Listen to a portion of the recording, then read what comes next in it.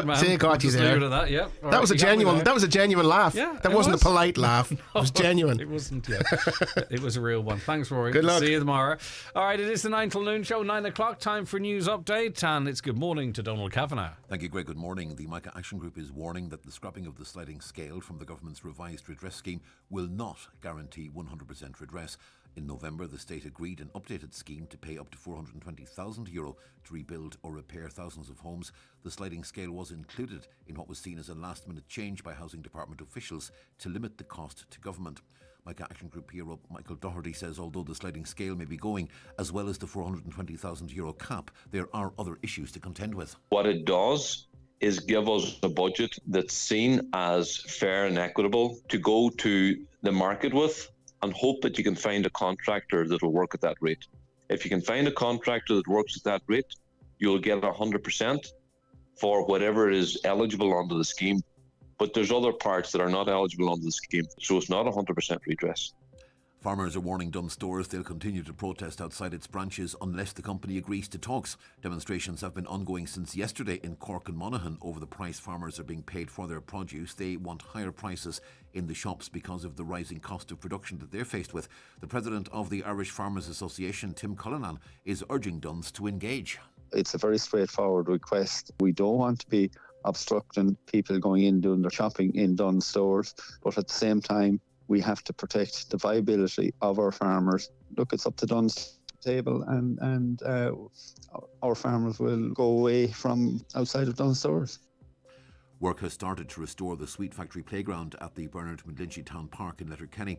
The area has been closed for some time because it had been deemed unsafe for use. Funding was earmarked to upgrade it, but there were delays with the delivery of necessary equipment. It's hoped the work will be complete before the end of the summer. Letterkenny Milford MD Cathaoirleach Jimmy Kavanagh says it's a very important element of what the park offers. That means it will be up and running when the long evenings come in and be there for this summer, and hopefully it'll be a really good addition for families and kids for this year in the park. And to say the park is really, really popular, and it's nice to see the use that it's getting, but this will make it even more popular and more friendly for children. It's going to turn very unsettled this week with not one but two storms on the way. Met Éireann says Storm Dudley will bring strong winds to northern and western parts. 2 wind warnings in place for Donegal, with a yellow warning coming into effect at midday tomorrow to be replaced by an orange warning tomorrow night. On Friday, Storm Eunice is forecast to bring more widespread strong and damaging winds across the country, along with heavy rain and potentially some snow. And today, Met Éireann tell us that it'll be mostly dry this morning with sunshine and a few showers lingering. Afternoon temperatures will hit 5 to 9 degrees Celsius, fresh westerly winds, but more rain will extend in from the west during the afternoon, spreading right throughout the region by evening, bringing rain with heavy falls and some localised flooding possible. They're the headlines. Back with news in full at 10 o'clock. Hey you. You're going to be brilliant today. See, everyone needs a boost these days. And it couldn't be easier to get one. Everyone aged 16 and over can book a booster appointment for their COVID-19 vaccine. It'll reduce your chances of being seriously ill. And you can book a time and day that suits you at hse.ie. Your appointment will need to be 3 months since your last vaccine. And wait 3 months if you had COVID-19 since you were vaccinated. Visit hse.ie now. From the HSE. The 9 till noon show is brought to you by Letterkenny Credit Union, offering low-rate car loans with fast approval. Apply online at letterkennycu.ie or in office today. And now, it's time for the talk of the Northwest, the 9 to noon show with Greg Hughes on Highland Radio. A very good morning to you. It is 4 minutes past 9 on this Tuesday, the 15th of February, 2022. We hope you're well. Busy show lined up for you as always. Community Garda slot coming up for you after the 10 o'clock news. We've got more transition year students in between 11 and 12, and there's so much more besides. We're going to keep you up to date with all the big news stories breaking across the Northwest and beyond. Get involved with the conversation, or in the conversation in fact. You can WhatsApp or text right now on 086 60 25,000. Caroline is waiting to take your calls too on 07491 25,000. If you wish to watch the programme, hop onto our website highlandradio.com. You'll see the link there to watch in browser, or you can go on to YouTube, Highland Radio Ireland, or on our Facebook pages. Let's start with a look at the newspapers this morning, starting with the Donegal Democrat and starting with a Positive news story. It's inspirational. That's the headline. And how accurate is it? Very. It was a hero's welcome that met octogenarian Paddy Connahan, who arrived on Ironmore Island on Saturday after raising over €100,000 for Gemma's Legacy of Hope by ducking and diving around beaches and piers along the coast of the country. Gemma's Legacy of Hope is a local counselling service in the Rosses and Fintown area. Paddy's epic journey began on December 4th, and as Paddy travelled, word of his efforts grew and people left their homes and joined him on beaches and piers across the country. People also lent their support by bringing food, tea, soup, towels, and on one occasion helping replace his lost hearing aid. A wonderful achievement there. The Derry Journal this morning, 2 Derry men have become the first couple in the north to have a baby through surrogacy without leaving the country. Patrick and John Coyle are the proud parents to 7-month-old Wren, who was conceived using a donor egg and carried by Patrick's sister Charlie. Patrick said, when you're having a drink, people say they'll have a baby for you, but it's just a throwaway comment. My sister Charlie had mentioned it when we were talking about fostering and adoption, and she said she would love to have a baby for us. We didn't know how serious she was about it until she said it again a few weeks later. That full story on the front of and inside the Derry Journal today. On to the national newspapers today. The Irish Times, firstly, focusing, not surprisingly, I suppose, as all papers and news channels are, on the events in Eastern Europe and whether Russia will or will not invade the Ukraine. German Chancellor Olaf Scholz has assured Kiev that it can rely on his country to support as he prepared to fly to Moscow to discuss the security crisis around Ukraine amid signs that Russia has not abandoned diplomacy despite massing forces near its neighbouring territory. There are no good reasons for the activities on the Ukraine border. The sovereign and territorial integrity of Ukraine are not negotiable. We expect Russia to take clear steps to resolve the situation, Mr. Scholz said, beside Ukrainian President Vladimir Zelensky yesterday. On to the Irish Independent now. And COVID infection protection and control measures should stay in place in schools to protect the Leaving Cert Junior Cycle exams, a teachers' union leader said. This is among the reasons put forward at a meeting attended by teacher unions and school management bodies for the retention of COVID restrictions in classroom after the midterm break. Now, the midterm break is the week after next, isn't it? And, you know, anyone out and about knows that for the most part, people are, if they choose to be cautious, but people are getting on with their lives. They're out socialising, out at discos, teen discos, adult discos, restaurants, bars, all out and about, doing whatever they like. And then the same children, some of them, end up having to go back into school to sit with a mask on all day, often not wearing them correctly, as another parents group pointed out. And you would wonder at this point, is there much point to them still wearing them in schools?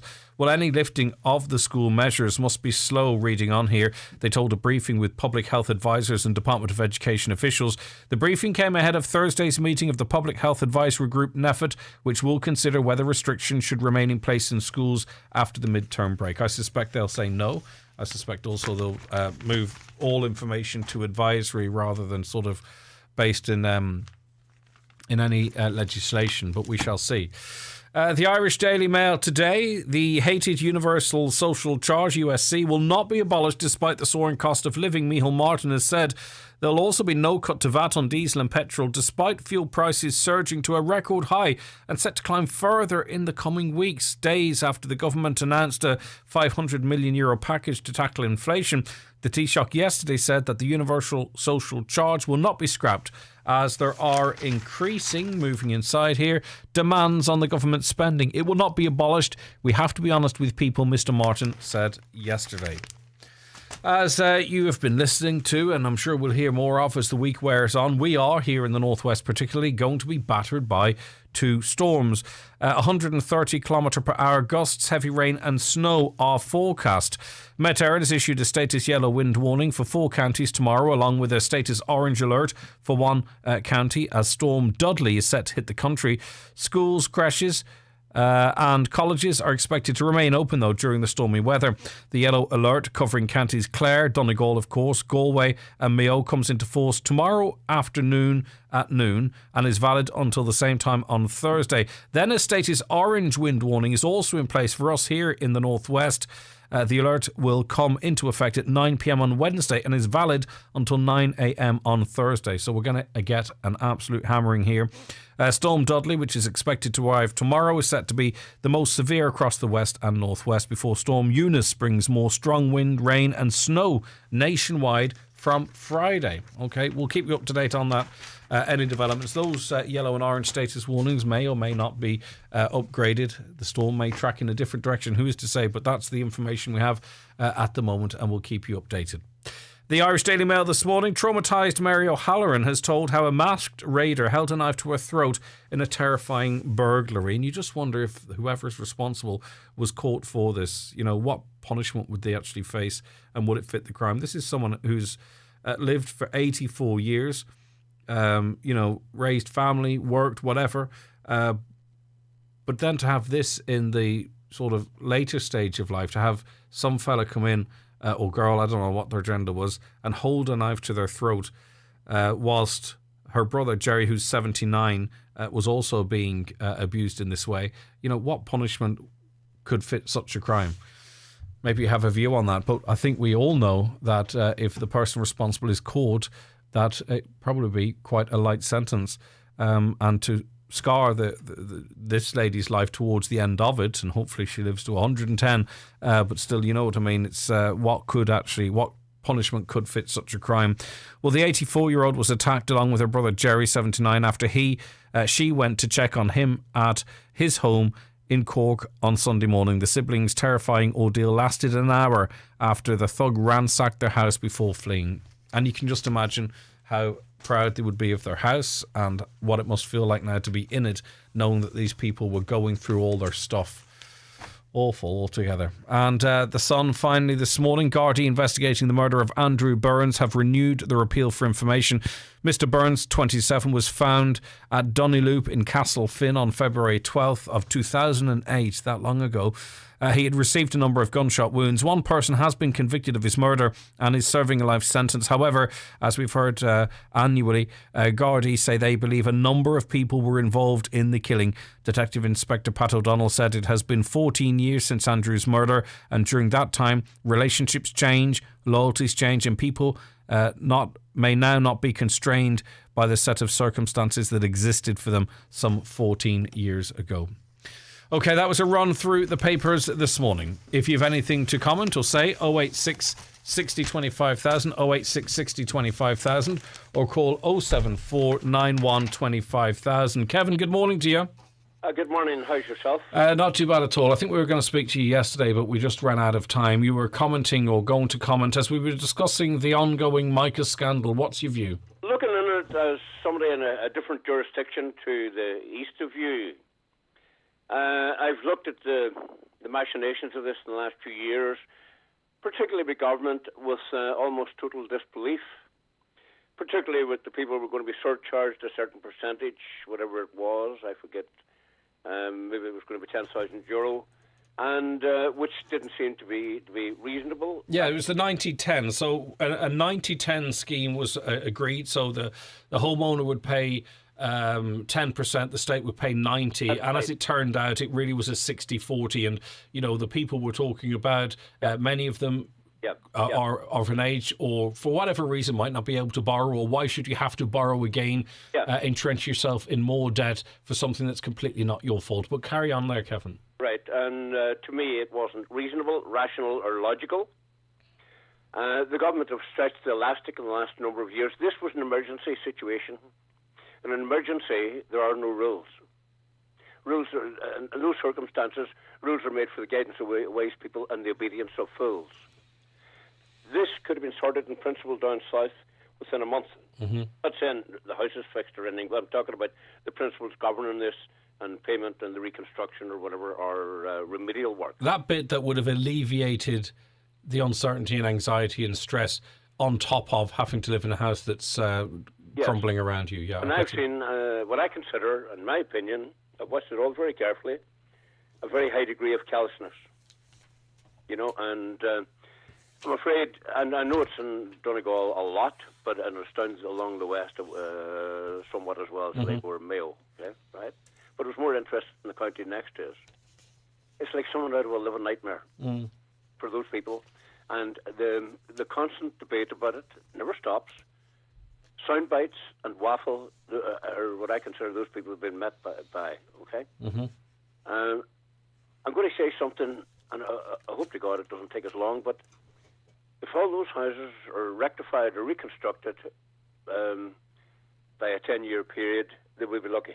Oh yeah, I think that's a fair comment. So enough time has been squandered, and a suggestion I would make is that they hands across the border, because that the number of contractors that there are there in the county won't be enough to, unless they're going 24/7. But even at that, it'll take a long time. Is to throw it open to contractors within the north to help, because it is an emergency situation. It has happened in roadways, for example, between Letterkenny and Dunfanaghy, where there's been a good roadway constructed, and it was northern contractors involved in that, so they do work within the county from time to time.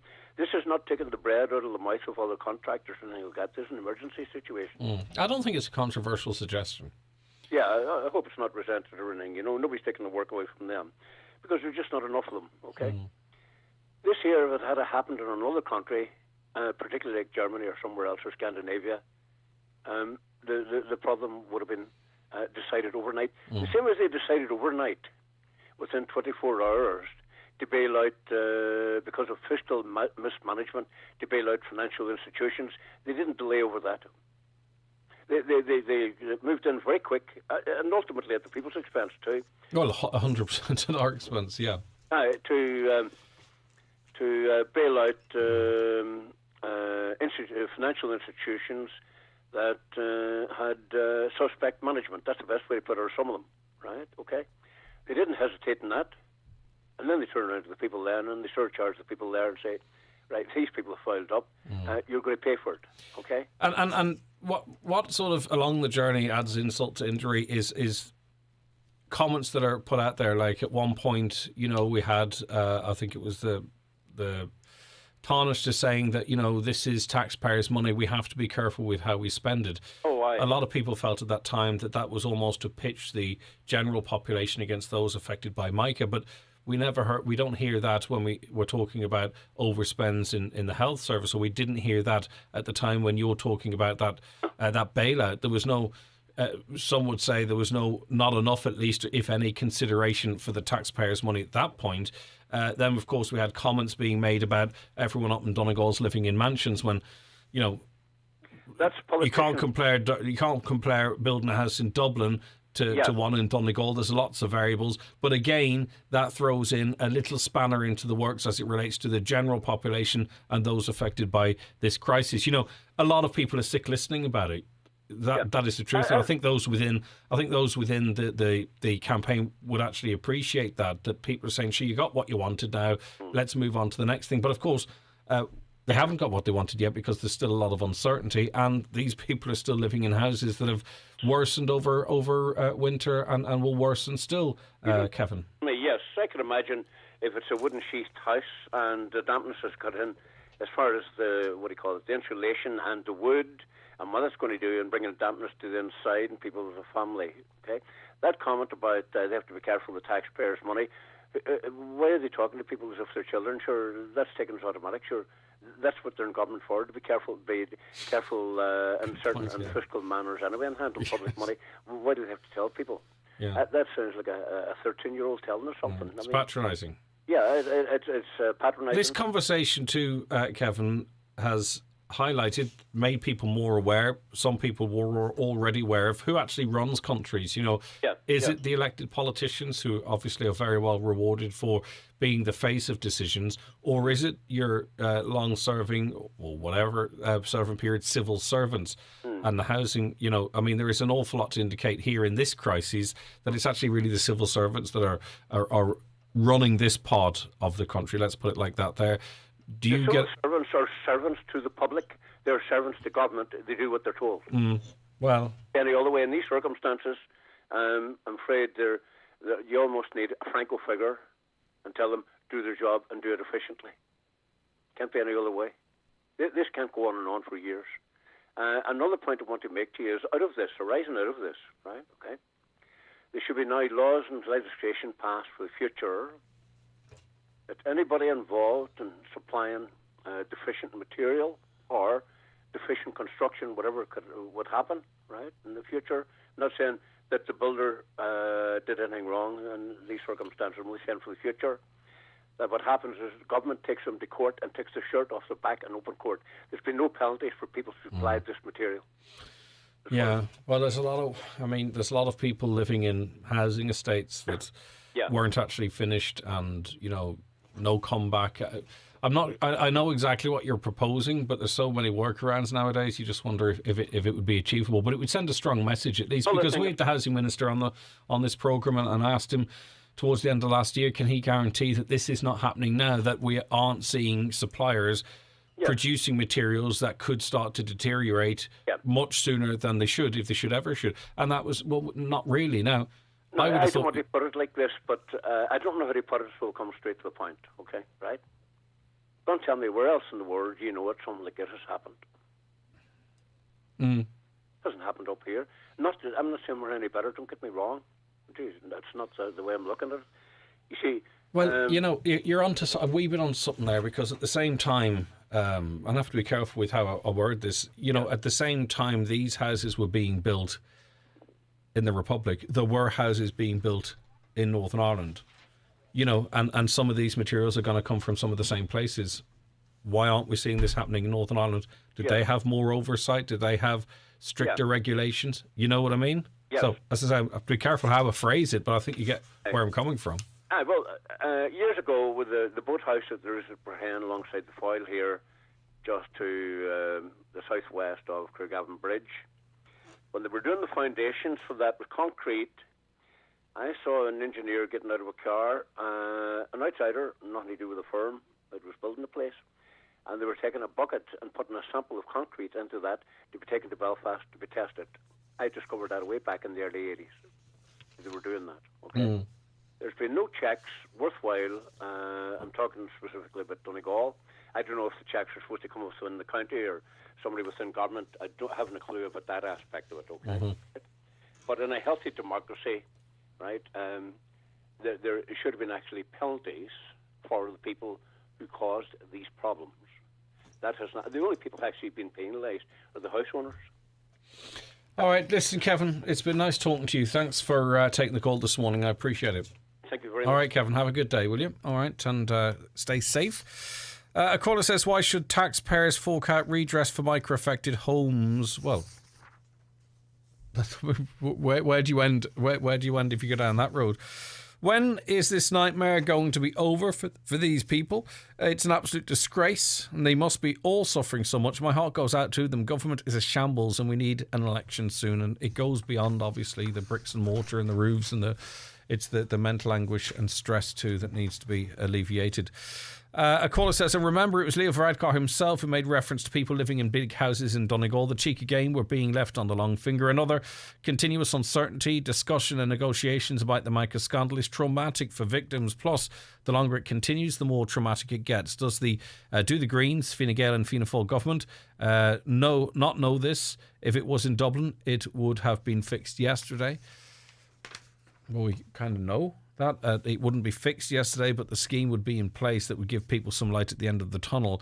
Raymond says, hi, could a simple scheme be devised to enable those who do not need government money, €200, etc., to have the same passive... Okay, this is as it relates to the electricity.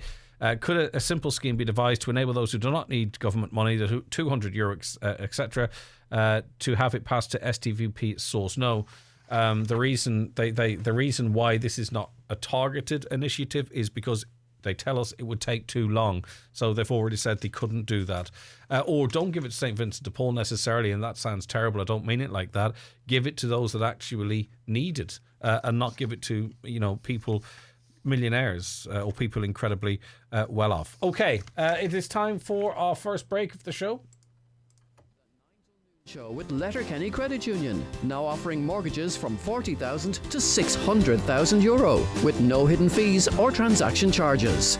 Letterkenny Credit Union, 9102127. Which is why this collaboration... Oh, hello? Oh, sorry. No, sorry, you're breaking up there. Am I hear me? No, you're gone, I can't. Connection troubles? If you run a business, you need reliable broadband to help you grow, not hold you back. Vodafone Business Broadband, with always connected technology, business level care, and walkout working installation guarantee, ensures your business stays connected. Drop into your local Vodafone store today and ask your business advisor. Vodafone. Together we can. For full terms, visit vodafone.ie/terms/business. Hello, Grace. Where are you heading? Down to Made to Measure Fireplaces in Crimea. Made to Measure Fireplaces?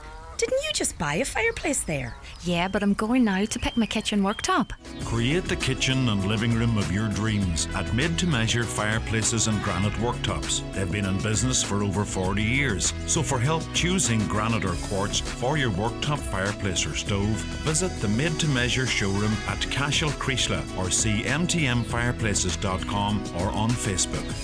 For confirmation and First Communion, see the great selection of suits, casual wear and footwear at Watson Menswear, Letterkenny. Top brands, including 1880 Club, Lyle & Scott, Farah and Diesel. Also Tommy Bow footwear, and all at great prices. Whatever the fit, whatever the style, confirmation and First Communions are covered for less at Watson Menswear. Open 7 days a week on Main Street, Letterkenny, and at watsonmenswear.com. Also, great end of sale bargains still available. Inland Fisheries Ireland is looking for seasonal fisheries officers to join our teams around the country. Our officers play an important role in the protection and management of Ireland's rivers, lakes and coastlines. As a seasonal fisheries officer, you'll implement and enforce legislation to help conserve these natural resources. If you love working outdoors, whatever the weather, and if you're happy working shifts that include evenings and weekends, find out more at fisheriesireland.ie/careers. Highland Radio Time Checks, brought to you by Letterkenny Shopping Centre, the centre of shopping in Donegal. Free parking and shopping all under one roof. Letterkenny Shopping Centre, bringing you the time at 9:27. Now, Russia has said it is pulling back some of its forces near the Ukrainian border to their bases in what would be the first major step towards a de-escalation in weeks in the crisis with the West. The move came amid an intense diplomatic effort to avert a feared Russian invasion of its pro-Western neighbour, and after Moscow amassed more than 100,000 troops near Ukraine's border. Ewan MacDonald is the English section editor of the Ukraine news website Ncbi.ua. He joins us now. Thank you so much for joining us. I appreciate your time today.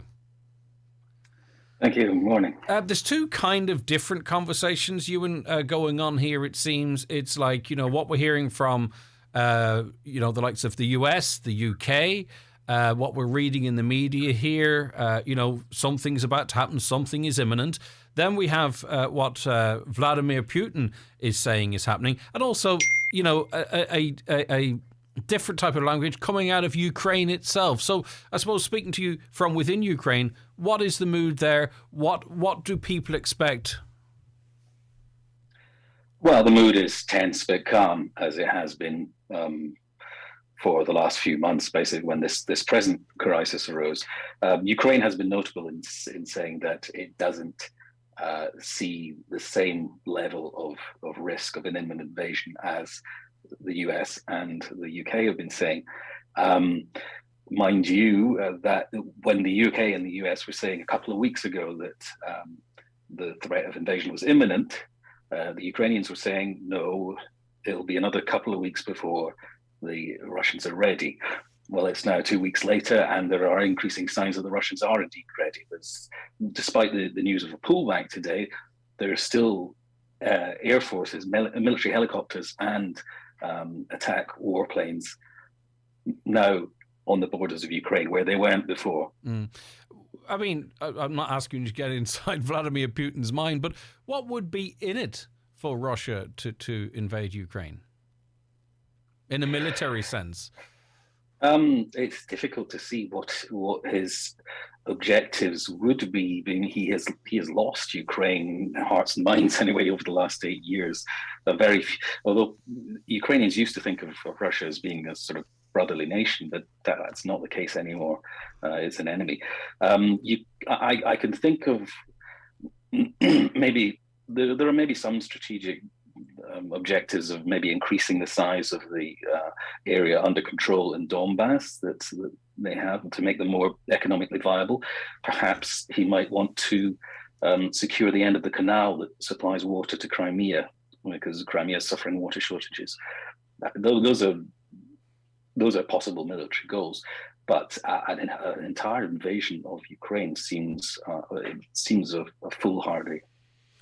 But this what we have been going through the last while, though, has reminded us that Russia is there. Now, obviously, Ukraine would be always aware of its close by neighbours, but on a global sense, we're talking once again about Vladimir Putin. We're talking about the resources he has at his disposal. Could it be that really this has been the intention, to put Russia back onto the main stage as a global superpower? I wouldn't discount that. In the last year, Putin has had 2 face-to-face summits with U.S. President Joe Biden. He's ended his diplomatic isolation. He's had European leaders coming to visit him. Today, German Chancellor Olaf Scholz is on his way to Moscow. Previously, he was isolated, pariah, and now he is in the center of the action. Even when we were having the conversation about, say, something like vaccines, it was about, Britain's doing this, America's doing that, and, Russians aren't taking theirs because there's distrust in it. Now, that I'm taking a sort of a very overview of that, but I just can imagine for a country like that, for a leader like he might see that as, in some way, he has to become more assertive again. Yeah, I think he sensed that there was a chance here with the changing of not only the US president, but Angela Merkel of Germany, who left the stage after about 16 years as chancellor. I think he sensed an opportunity to probe for weaknesses amongst the Western allies in NATO and the EU to see whether perhaps that could even be the whole point of this military build-up, is to put on some pressure and see what kind of cracks can emerge. But it is a very realistic-looking military build-up, yeah. And it could easily be used, and I think that's also part of the point as well. Putin keeps his options open at all times. He assesses the situation as it develops and changes his plans accordingly. So what does an invasion look like? I mean, obviously, we saw how Crimea was annexed. This could be very different. Are we talking about a ground war between, Russia and Ukraine? I mean, it's just devastating to think we could be back in a space like that again. Well, things are all different from 2014 when Russia invaded Crimea. That was basically a covert operation. And although the Russian soldiers were obviously Russian soldiers, they didn't have patches in their arms. You couldn't say immediately that's a Russian soldier. So Putin took advantage of confusion, surprise. It was just after the revolution in Kiev. The pro-Russian president of Ukraine had just fled. Ukraine was in uproar. The military had been hollowed out over years. But Ukraine is a very different place now. And if Russia could not attack by surprise now. Everyone's been talking about it attacking for the last weeks. And it would face stiff resistance from the Ukrainian army, which is bigger and better and well equipped, and now much better than it was before. So it would not be easy for them to attack. They could do a lightning attack, maybe secure a few objectives, but from then on, I don't see how they have the manpower to occupy the whole of Ukraine. It's not tenable. And what is the mood amongst the general population in Ukraine? If there were a referendum now, should we, fight fire with fire, or should we even what would the public support be for a war, effectively. Ukraine, because the alternative, I suppose, is just to roll over, and that question would have to be in there as well. But I'm just trying to get a sense of what the general population might think. Well, the population obviously doesn't support a war, but when you ask them, would you fight if Russia were to invade, a good 40% to 60%, depending on where you are, would say yes. Yeah. Whether they would actually turn up on the battlefield is another question, but people in general, the feeling is that they don't want to be intimidated by Russia, they don't want to be controlled by Russia, they want to be part of the West. They would like to be part of the EU, and they would like to be part of NATO. And if they were part of NATO, they wouldn't have to put up with this continual tension. Yeah. So, do you see now diplomacy being a way to find a way for Russia, maybe to not climb down, but find a way, an off ramp of some sorts? You know what I mean? To be able to avoid this, but not lose face at the same time. Is that what the diplomatic efforts are at now? Would you say? There's been some speculation here in Ukraine that the reason that the Americans and the British have been crying wolf so often about the imminent invasion is that they want to keep up the pressure on the Kremlin. They want to tell the Kremlin that they know what they're up to. They've had intelligence. They can see what has been planned. Meanwhile, the Kremlin is saying, no, we've got no intentions at all of invading Ukraine. Never said that. But they won't give any guarantees that they won't. But they keep saying that they won't. So were the Kremlin to just start to move its troops back again, they would say these Westerners are just hysterical. We told you we weren't going to invade. You shouldn't believe your Western intelligence and your Western politicians. They would see that as a win. Whereas America could say, well, look, our tactics won. We've forced Putin and the Kremlin to back down. So that would be a way out of it. If, however, the Kremlin chose to attack, the Americans would be able to say, well, we told you so. But it's difficult to see what the Russians would say. How would they justify it? Mm. So to me, it would seem better if for the Kremlin if they stood down gradually. Just they showed their force, they got the attention, they got people shuttling to back and forth from Moscow. Putin has achieved quite a lot. Yeah. All right. Listen, Ewan, thanks so much for your insight. It's really appreciated. That's Ewan MacDonald there, the English section editor of the Ukraine news website, nv.ua, speaking to us from Kiev there, and right on the ground, sort of getting a sense of what people over there actually think rather than, what we're being told that they think.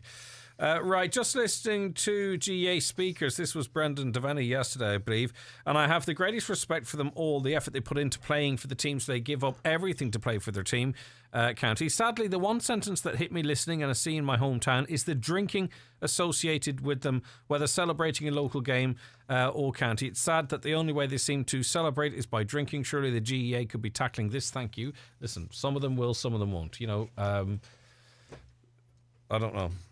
I understand where you're coming from, but, that's a lot of what we do here end up being sort of filtered through the prism of having a few drinks, doesn't it? James emailed to say, it seems that there's nowhere to rent for people on low incomes anywhere in Donegal. Rent per week seems to be a norm of €150 per week, and then add €10 to €20 for electric, gas the same, worst if you have both. And on low income of €203 a week, it doesn't leave you with much. And finding a new place requires a deposit of €450 to €600 too. I think I'm done with this life. I hate it. It's just a constant struggle. I have the skills to do any IT job, but no one bothers with my CVs. I've got a degree in software development and Masters of Office. All pointless, it seems. We've got back in contact with this person as well, of course, just to offer any direction we can. But look, there's someone here is qualified in IT. He's got the skills to do that. He's got a degree in software developments and a Master of Office. I'm sure there's people out there looking for that person. Sometimes, when the CV goes in, it just has to fall on the right desk or be seen by the right eyes or to be structured in the right way. But there's someone ready to go and who would very much appreciate the work, I'm sure. All right, back with more shortly. The 9 till noon show is brought to you by Letterkenny Credit Union, with monster loans available up to €60,000 for all occasions. Visit letterkennycu.ie. Oh, Amy, my little one. I ask myself a million questions every day. When will you give me your first smile? How much sleep do you need? How can I help you and your big brother to get along? At the HSE's mychild.ie and in the free My Child books, you'll find the answers you need from doctors, midwives, public health nurses, dietitians and lots of other experts. mychild.ie. Expert advice for every step of pregnancy, baby and toddler health. From the HSE. Dear Daniel, ever since you burst out of Donegal and onto the music scene, I've been your biggest fan. And when you came to visit, I could have died. And when you offered to fix my boiler, I could have died, Daniel. Because you're not a registered gas installer. I'm returning all your albums and my rhinestone-studded I Love Daniel jacket. Goodbye forever, from Mary. P.S. Daniel, you can find your local registered gas installer at rgii.ie. Small businesses often find it difficult to access the finance they need. Microfinance Ireland, the government-funded, not-for-profit lender, can help. We help businesses who've been unable to secure finance from banks or other lenders. We provide business loans up to €25,000 to businesses of less than 10 employees with a turnover of up to €2 million. For more information, visit microfinanceIreland.ie or talk to your local enterprise office. Microfinance Ireland, funding small businesses in times of recovery and opportunity. This summer, holidays are go with Jet2 Holidays and Atlantic Travel. So go explore your sunny favourites with hundreds of free child places available. Ask the experts at Atlantic Travel about your next Jet2 holiday by calling 074 912 6193. And book now with just a £60 deposit per person. Jet2 Holidays. Package holidays you can trust. Subject to availability and conditions. Does any baby actually sleep like a baby? You'll find expert advice on sleeping at mychild.ie from the HSE. Now, lots of us are keeping a close eye on what's happening over in Ukraine, but so are a number of couples who are awaiting the birth of their baby in Ukraine in the coming weeks. Kathy Wheatley, spokesperson for Irish Families Through Surrogacy, and joins us now. Kathy, thanks for taking the call this morning. Oh, you're very welcome. It's good to talk to you, to be able to highlight what the parents are actually going through at the moment. Yeah, very, very difficult situation. Before we talk about what's actually ongoing at the moment, is it particularly Ukraine that Irish couples will go to have a baby through surrogacy, or are we talking about just because it's obviously in a political crisis at the moment? So the situation is most Irish couples will go to either the US, Canada, UK or the Ukraine. Okay. And so at the moment, a lot of Irish couples are going to the Ukraine. And I myself went through my journey in the Ukraine. And it's just unfortunate that the situation that they find themselves in now is, unpredictable, And I think when you start out in your journey, you take lots of different things into consideration, ease of access, finances, things like that. You know what I mean? The Ukraine is probably the closest place to us that we can afford to go and do it in. So that's but we're being told to leave the Ukraine and to not travel to the Ukraine. What does that mean for at least some of these couples, I wonder? Yeah, so I mean, obviously the Department of Foreign Affairs advice is to leave the Ukraine and to not travel to the Ukraine, and we urge people who can to definitely take that advice. But the reality is, Craig, is that these families, they're their babies. This is, they will move heaven and earth to try and be with their babies. And I suppose what we want to do is just try and support them, because I personally, myself, I know that if it were me, that you would do what you can to get to and care for your child. Yeah, okay. And the Department of Affairs is in direct contact with some of the couples that are scheduled to travel. Do we know what kind of information they're giving them? Is there any workaround, or is everything on hold until the situation settles in Ukraine, as we hope it does? Obviously the worst case scenario is that the country could be drawn into a war. No, exactly. And I have to say the Department of Foreign Affairs have been absolutely exceptional in opening up contact with these couples and also liaising with us. What we've done together at the moment is we've created a support network for these couples, and so that includes Mary Siri Carney, who's done absolutely Trojan work as a government representative and the liaison with the Department of Foreign Affairs, ourselves in Irish Families Through Surrogacy, and the legal professionals working in the area. And what we want to try and do is to support these couples, to give them practical information.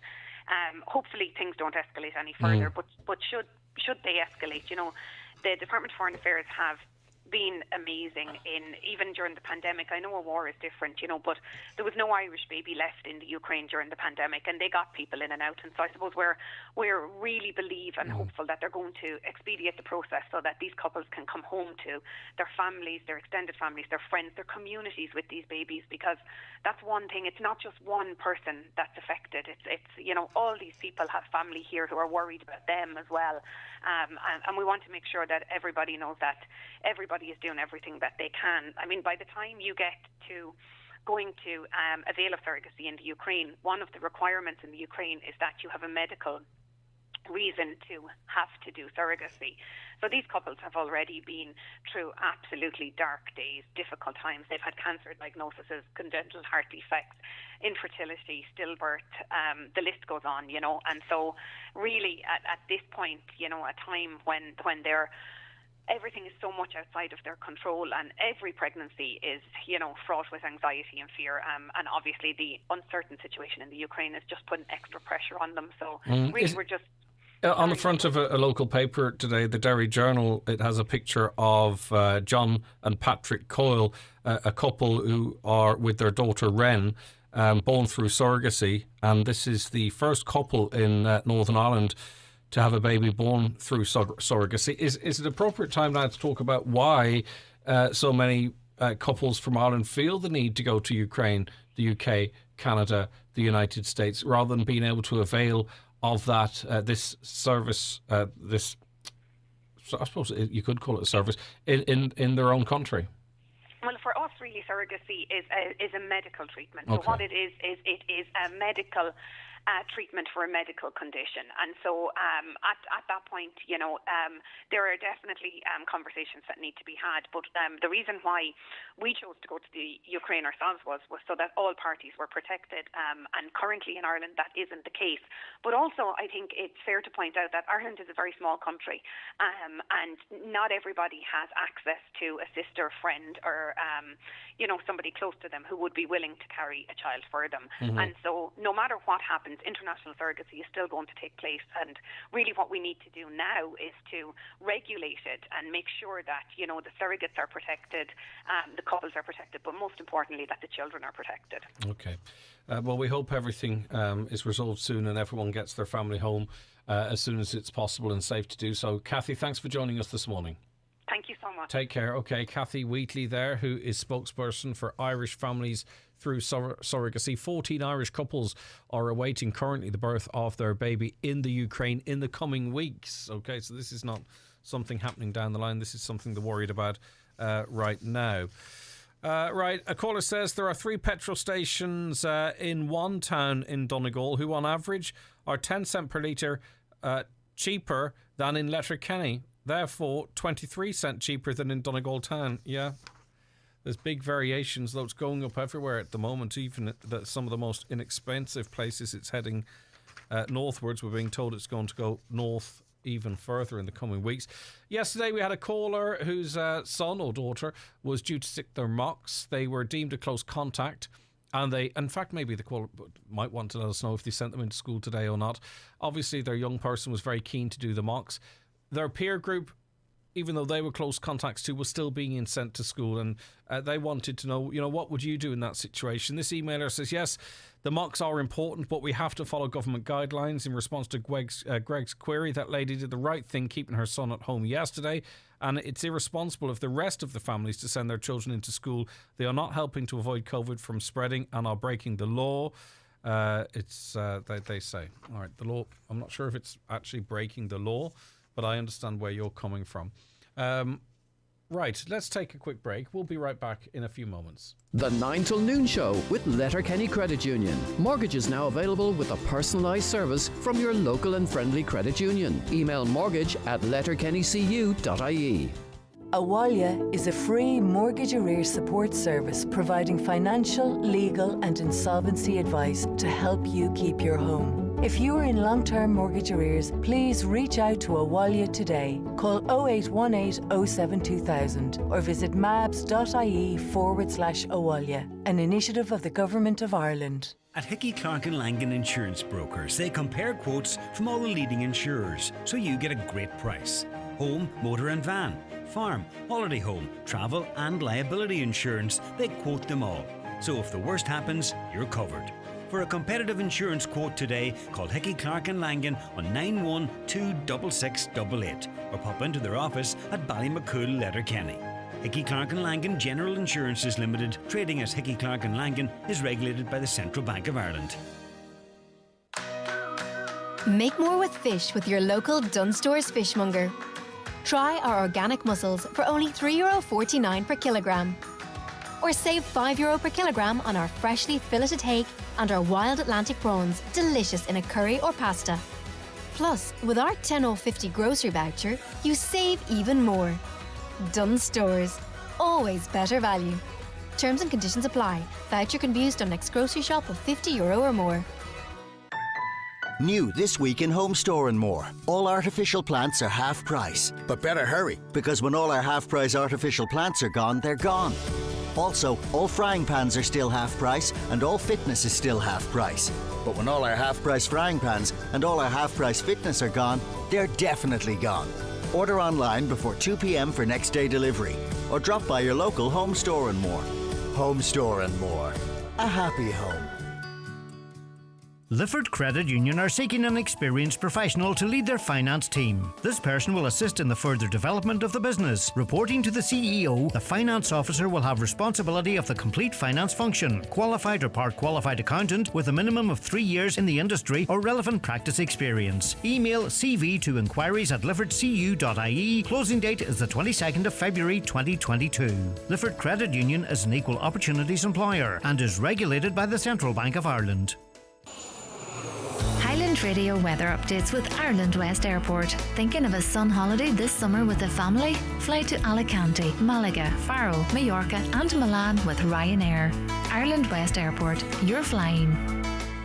Now, Minister Anne Rabbitt's going to be joining us after the 10 o'clock news. It's in response to an RTE story this morning, and it's based on news that the Health Services Executive's fitness as a registered provider of centres for people with disabilities has been questioned by the Health Information and Quality Authority. Renewed concern was expressed by HIQA to the HSE's management of its services in the Northwest area 2 months following the publication of the Brandon report. And in correspondence from HIQA to the HSE seen by RTE News, the online behaviour of a resident described as very serious leads the independent watchdog to question the HSE's fitness to provide services to people with disabilities in the area known as Community Healthcare Organisation 1.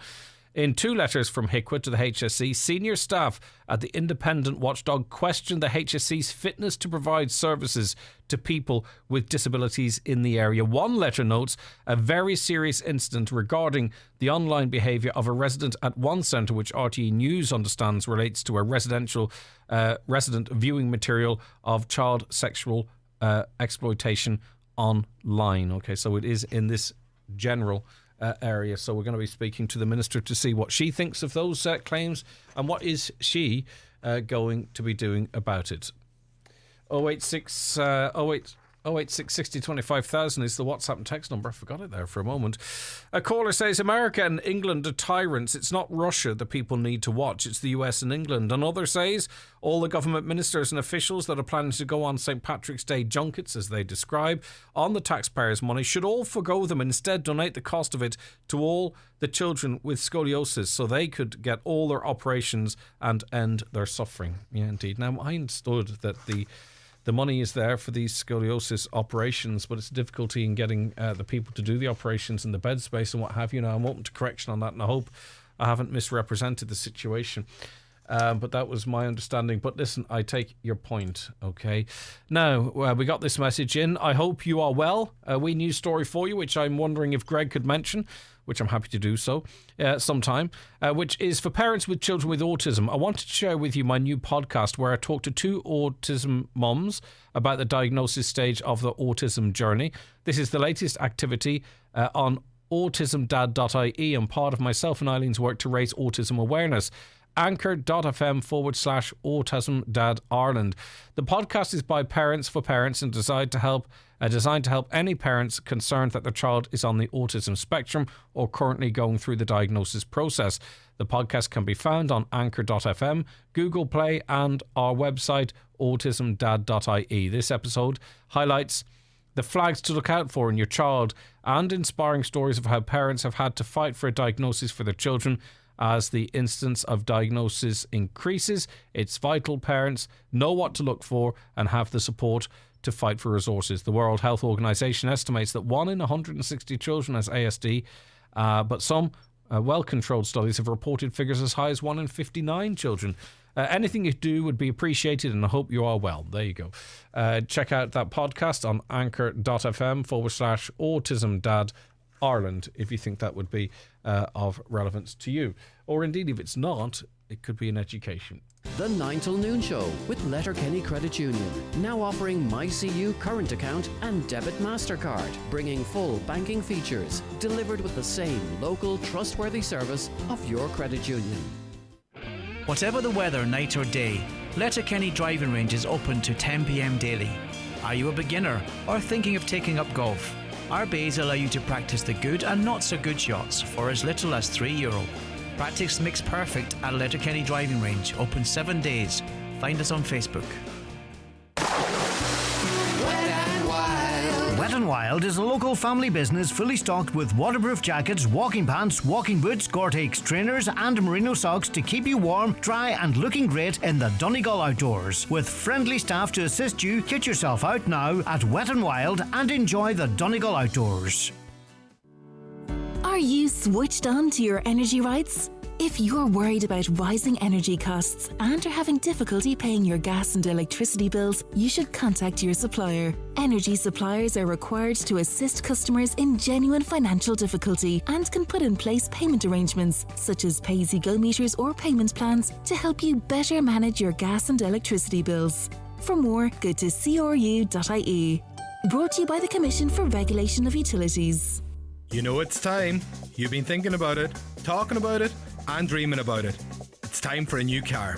Come visit iMotors in Malin and Letterkenny for a fantastic range of new and pre-loved vehicles. iMotors, your home for Kia and Nissan in Donegal. Our McCullough Jewellers in Letterkenny are synonymous with fine jewellery, quality watches and giftware. With stores at Main Street, Letterkenny and the Letterkenny Shopping Centre or online at ourmccullough.com. You can choose from their quality product range in a relaxed atmosphere, and their sales staff will be happy to help you make the right choice whatever the occasion. Our McCullough Jewellers, making moments magical for generations. Experience the ultimate luxury holiday when you sail with Celebrity Cruises. When you book your Celebrity Cruise with Atlantic Travel in Letterkenny, not only are drinks, Wi-Fi and tips always included, but for a limited time, you'll make huge savings per room and enjoy free flights to Europe. Offer ends the 28th of February. Call Atlantic Travel on 91 26193. Okay, you're welcome back to the programme. Just catching up on a couple of the hundreds of comments we got in as it relates to dogs being banned from sections of blue flag beaches or the entirety of, isn't it, Shrove and Bundoran because of their size during certain times during the bathing season. A caller says, dogs should not be allowed on any beaches, full stop. My daughter was so close to being attacked by 2 German Shepherds on a Warden beach. As she ran down the beach, the 2 dogs were in hunting and attacking mode. They were going for her, only for us seeing it, and shouted for the owner to stop them. Only by luck the owner seen what they were about to do. My daughter is 8. No dogs on beaches, says that caller. Another says, Greg, don't think it's just a dog issue. This is all about the filthy Irish. This country has always had a reputation for poor hygiene standards in many aspects of life. I don't agree with that. Lockjaw dogs and crossbreeds with lockjaw dogs are very dangerous on a beach. Dangerous to all people because if they lock on, you can't get them off. Small dogs are in serious danger from these dogs. Also, they're transported in the boot of cars. Dogs are best banned from beaches altogether, believes this caller. And another, so all the beaches have blue flags, can get polluted with dog fouling. What about green flag beaches? And last one for now, I live alone and I'm a senior citizen. I often take my dog to the beach. There is no way I would leave the dog at home alone. I go to a place where there is no lifeguard. In Northern Ireland, there is a dog warden who patrols the beaches. Okay, listen, thank you for all of those comments that came in. Right, lots to come on the programme. Minister Anne Rabbitte after 10, the Community Garda slot, and another project from local transition year students. That and so much more. Stand by though, the news is next. Live, on air, online and on the Highland Radio app. This is Highland Radio News.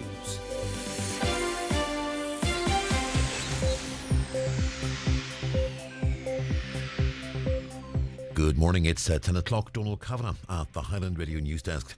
The HSE's fitness as a registered provider of centres for people with disabilities in the North West has been questioned by HICWA, the Health Information and Quality Authority.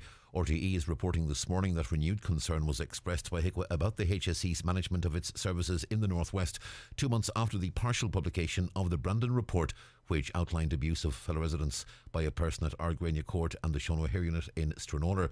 The latest concern relates to the online behaviour of a resident, which has been described as very serious.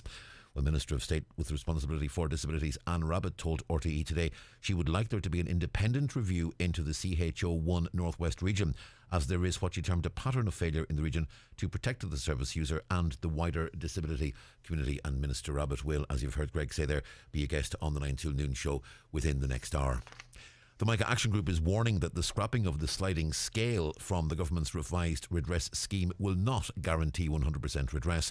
In November, the state agreed an updated scheme to pay up to €420,000 to rebuild or repair thousands of homes, with the sliding scale included in what was seen as a last-minute change by Housing Department officials to limit the cost to government. Micah Action Group PRO Michael Doherty says as well as the €420,000 cap, there are other issues to contend with. What it does is give us a budget that's seen as fair and equitable to go to the market with and hope that you can find a contractor that will work at that rate. If you can find a contractor that works at that rate, you'll get 100% for whatever is eligible under the scheme. But there's other parts that are not eligible under the scheme, so it's not 100% redress. Farmers are warning Dunnes Stores they'll continue to protest outside a number of branches unless the company agrees to talks.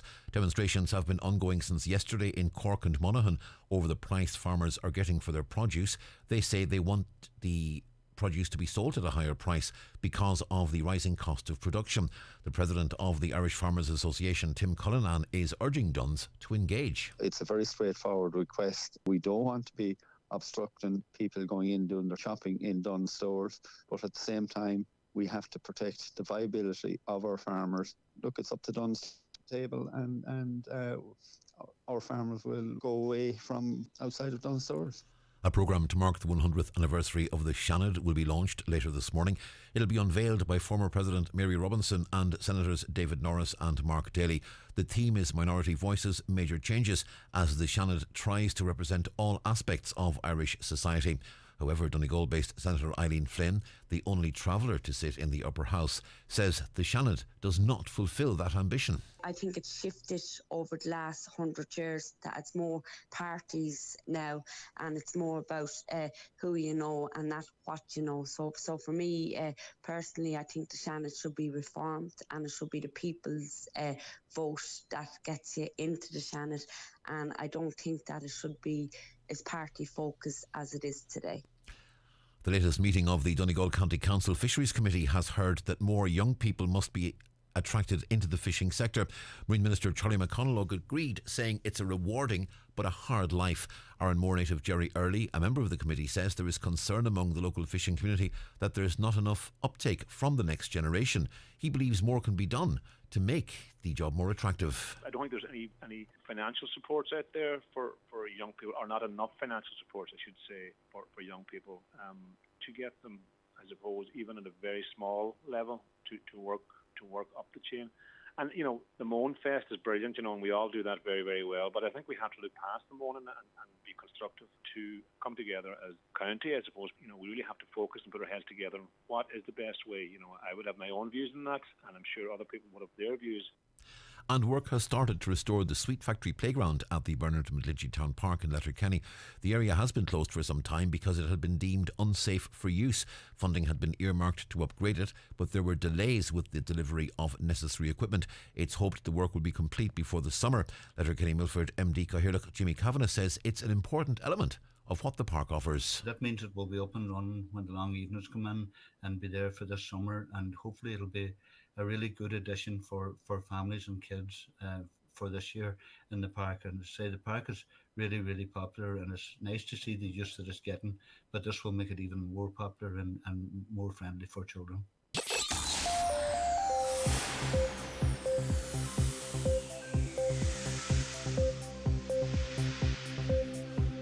Weather forecast and Met Éireann tell us showers will linger this morning with some bright spells as well. Afternoon temperatures will range 5 to 9 degrees Celsius, fresh westerly winds, more rain extending from the west as the afternoon progresses. That'll spread throughout the region by evening with heavy falls and some localised flooding possible.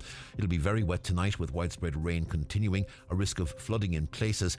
The rain will eventually clear eastwards overnight, followed by scattered showers. A cooler start to the evening, but temperatures will rise tonight between 9 and 11 degrees Celsius. Again, strong westerly winds.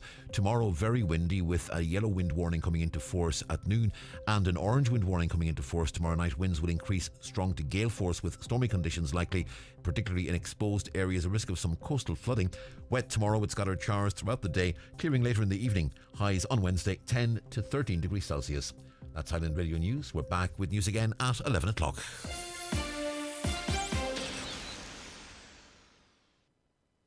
The obituary notices for this Tuesday morning, the 15th of February.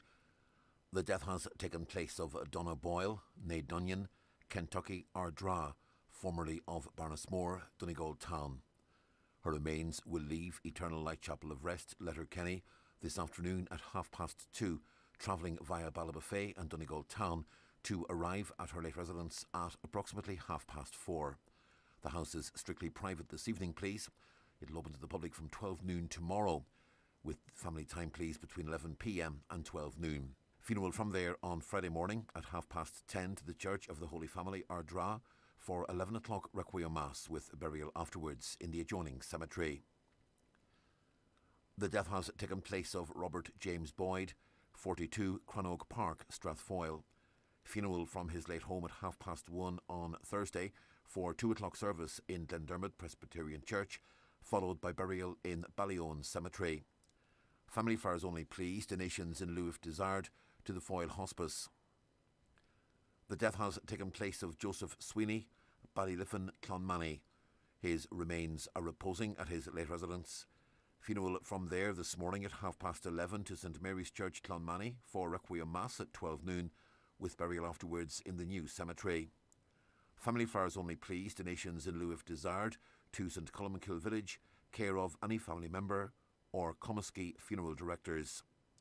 Funeral Mass can be viewed live on churchservices.tv. The death has occurred of Cahal Madlin, Arglahan Clohan. His remains are reposing at his brother Connell's home at Upper Brocka. Removal from there this morning at 10:30 for Requiem Mass at 11 o'clock in Our Lady of Perpetual Succour, Glenfin, with interment afterwards in Kilwirra Cemetery. And the death has taken place of Junko Akura, Smith's House, Blanket Nook, Burt. Private cremation will take place at Lakelands Crematorium. For more details, including any family health guidelines for wakes and funerals, please go to highlandradio.com.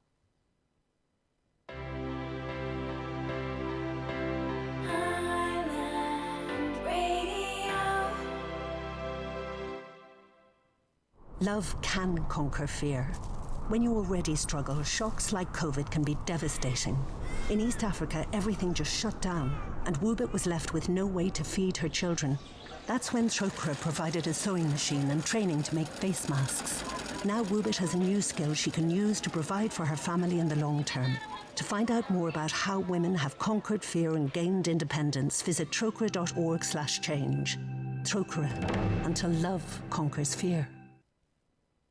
The 9 to Noon Show with Greg Hughes, Monday to Friday, with all that matters across the Northwest. And you're very welcome back to the programme. I do hope you're well on this Tuesday morning. Lots to come on the programme, as you can imagine. We'll be joined by Minister Anne Rabbitte to get her comments on this. These letters from HICWA to the HSE that make for very worrying reading for us in this region.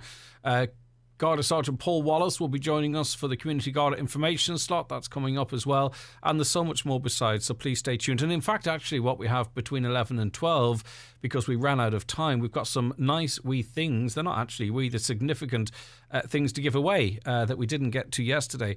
Some meals and afternoon tea and what have you. So we'll run a little competition between 11 and 12 to give you those as well. Now, we referenced the lady whose son, I believe it was, that was a close contact, and she kept him home from the mocks yesterday. His friends, also close contacts, went on into school, his classmates, friends. I'm not sure if they're actually his friends. She was in a dilemma as to whether to send him into school today. Well, she got back on to us to give us an update. She says, I didn't send him into school today. He's doing the mock exam paper at home. I've been sent the papers and in time, for him to do at home. They say it's so stressful. He's never had a chance to have a true experience of doing an exam. I can't explain the untold stress this has put on him and us. I really feel the Department of Education has failed the children again. A fallback system should have been in place. And I think, we can have a bit of empathy for that situation there.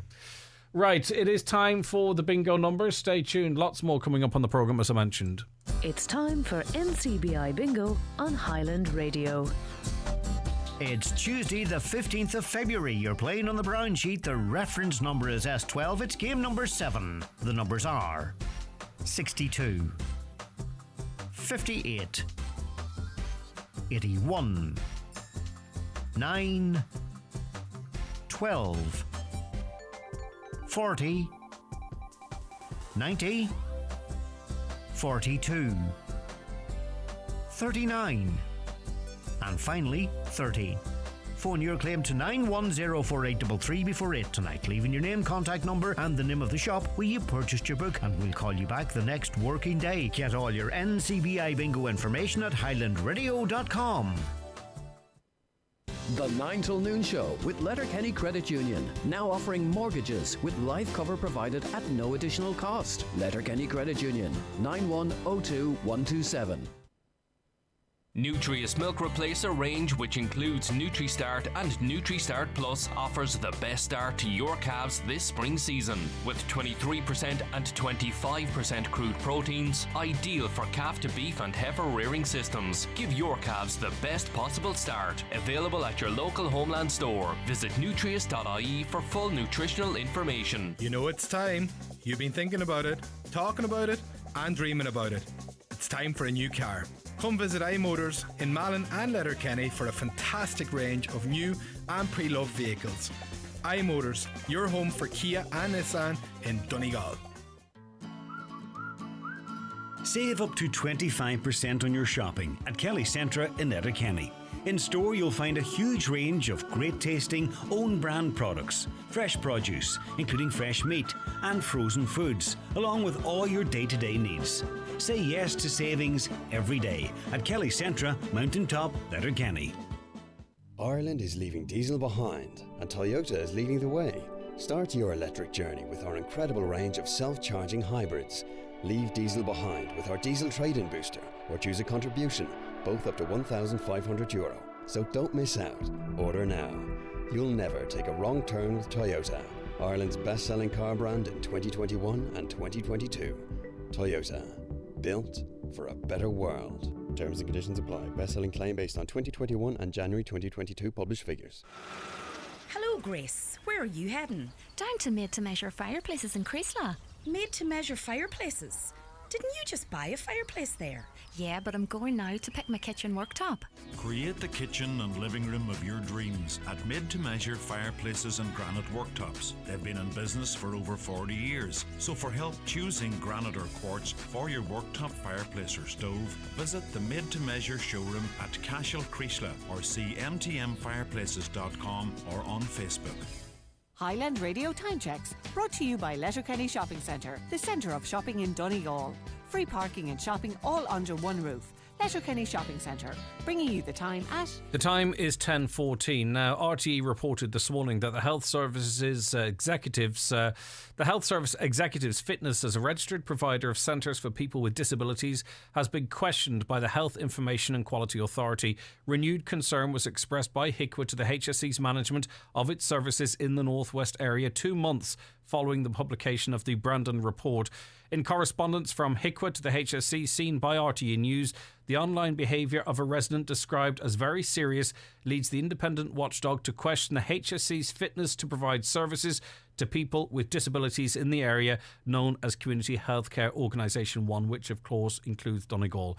In 2 letters from HIQA to the HSE, senior staff at the independent watchdog questioned the HSE's fitness to provide services to people with disabilities in the area. So anyone with people in these services, or they themselves, obviously would be very alarmed to hear that assessment from HIQA. The Minister of State with responsibility for disability, Anne Rabbitte, joins us on the programme. Alarming to say the very least, this latest indictment of how the HSE is operating up here. It is, and I want to reassure your listeners, Greg, as well this morning, that I'm working closely with the HSE to address all issues, as are HIQA, and there has been an independent HIQA have been in and out of all services in the last number of weeks, and they're working very, very closely with the HSE. And it's important for your listeners also to know that I have a good working relationship, not just in Donegal, but right across the country with all of the HSE. So that at this moment in time, it's actually paramount for me to assist the HSE to address the pattern that is emerging out of Donegal. And this is of now. This is not historic. This is not something we're reflecting on from 10 or 15 years ago. This type of behaviour was ongoing. Guidelines in terms of its reporting were not being followed. What are you going to do about it? All right, so you are correct in that, and that's when I talk about the pattern there, Greg. Like it emerged. This particular case was in 2016, was again in 2017, and on my watch in 2021, where it is understood that the proper checks and balances of how to escalate, how to look for assistance, how to support, were not adhered to, and HIQA at all times was the last to be informed or brought into the conversation on it. So what am I going to do? What I'm going to do is I'm seeking support from the Department of Health. I have worked with the Department of Health and the Department of Children over the last number of weeks in drawing up a terms of reference. I'm seeking support from Minister Donnelly and the Department to have an external independent review in relation to the relationships and patterns that have emerged within CHO1 Northwest, to ensure that it doesn't continue, that it stops, and whatever learnings can be taken out of it, that we support the HSE locally and in CHO1. But if there's other learnings for me as a policymaker or legislative piece, I have to take that on board to ensure that the proper safeguards are put in place. And this at all times is ensuring that we have the proper safeguarding and understanding of the safeguarding. Okay, but just go through that language. We're talking about people here not doing their jobs, aren't we? Because this is not a computer error. This is not a structural error. This is people not doing their jobs. Are people not understanding what their job is either, Greg? But if someone within the HSE is aware, that a person is accessing this stuff on the internet and they don't know that they're supposed to inform up the line, well, I mean, that's basic. That's not some sort of a misunderstanding. That's not a confusion over protocols and systems, is it? And I suppose really that's why the independent review will ensure that we actually look at all. See, we have all the reports done in Donegal. There's new news emerging all of the time, okay, but we have all the reports done. HICWA are there since 2014, and they have been going in and out of providers, okay? And in also at the same time, we also have the Brandon report, we have look-back reports, we have NERP reports, we have it all. Yeah, we're buried in reports. But what we want, even after the Brandon report, is people to be held accountable, people to be responsible, some assurance to the people that if there is an individual or individuals that aren't aware of what they're supposed to do, or that are aware of what they're supposed to do but they aren't doing it, that they're no longer in that position. Can you say that with any certainty is an outcome from the Brandon report, for example? I can't. Well, is that? I mean, how is that acceptable? Greg, just let me finish here. So look, I'm equally as shocked as you are, as your listeners are, as to the recent revelations as to what has happened in Donegal. I am not happy with it whatsoever. But however, dealing with what I know, my approach is this, that I am going to conduct an independent, my express wish is for an external independent report to be done by an expert person who understands social care, who understands safeguarding. So we're not looking at the medical model, but we're looking at the person-centred approach. And that is something of a changing conversation within the HSE. It's a changing way of where we look at persons with disabilities and we see it all as the medical model. These are people that have rights, and we need to put those people at the centre of it. And if that is a cultural piece that is just Donegal, fine. But if it's a more widespread approach, I will take it widespread. But I am going to give it my full support to address it and to bring confidence back to the service users themselves, their family, but also the staff that are working there, Greg, as well. Because there's a lot of really good people working within the HSE, delivering excellent care. And we shouldn't let certain things sour and have a blanket brush that it's all wrong in Donegal. That would be so wrong of me to say this morning. Yes, but in the absence of finding those that are responsible, these people being held accountable, and by that, I don't know, whatever sanction may or may not be available, you're doing the good staff in the majority a disservice. I presume those within the service are those that reported on certain instances and were ignored or forced out of their job. I presume they would look to you. I presume you're the boss. Is the HSE the boss, or are you the boss, just in this scenario? Like, where does the buck stop? Well, I'm trying to make the book stop with me, Greg, okay? I'm trying to, and that's why I want an independent review, so as that it returns to me, I can publish it, I can be very open and transparent with everybody, and that's where I didn't have that opportunity with the Brandon, but with this I will have. But I also want to say as well here, Greg, that I want to ensure that I restore that confidence. Okay, I want to restore that confidence. Okay. You talk of a good relationship with the HSE. Did you not really almost have to publicly embarrass the HSE into publishing what they did of the Brandon report? There was a reluctance there. There's no doubt about that whatsoever. But eventually they came around to my way of thinking, and I was delighted with it. Okay. So what can you say to people now that is being done now to ensure what I'm doing at this moment in time, okay? This has not been put on the back foot. This is centre stage. This is a priority for me. I have drafted the terms of reference. I need approval for an expert person that looks after social work and safeguarding. And I want to look at the relationship. So you talked about there, do people know what to do? It's understanding the relationships that if you work within the HSE, to know how you can reach out to Garda Síochána, reach out to TUSLA, reach out to HICWA themselves, the regulator, if something is not right, that if you aren't being heard within the particular layers of the HSE, that there's other safety valves that you can access to ensure the safety of residents in your care. Yeah, okay. When will this review be concluded?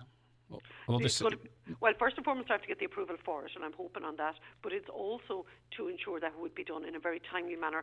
As you and I would agree, we don't need to spend a lot of time on this. What we need is the expert person to go in, look at the current documentation, and also to look at the HICWA unannounced visits in January.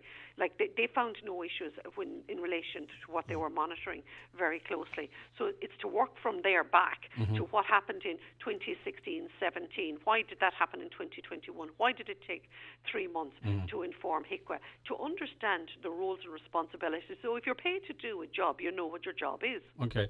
Have you been able to satisfy yourself that the person who was responsible for this, i.e. the person who was accessing this imagery, they themselves are getting supports if required, or measures or things have been put in place to ensure that this can't happen again? Have you been able to get that assurance for yourself and for others?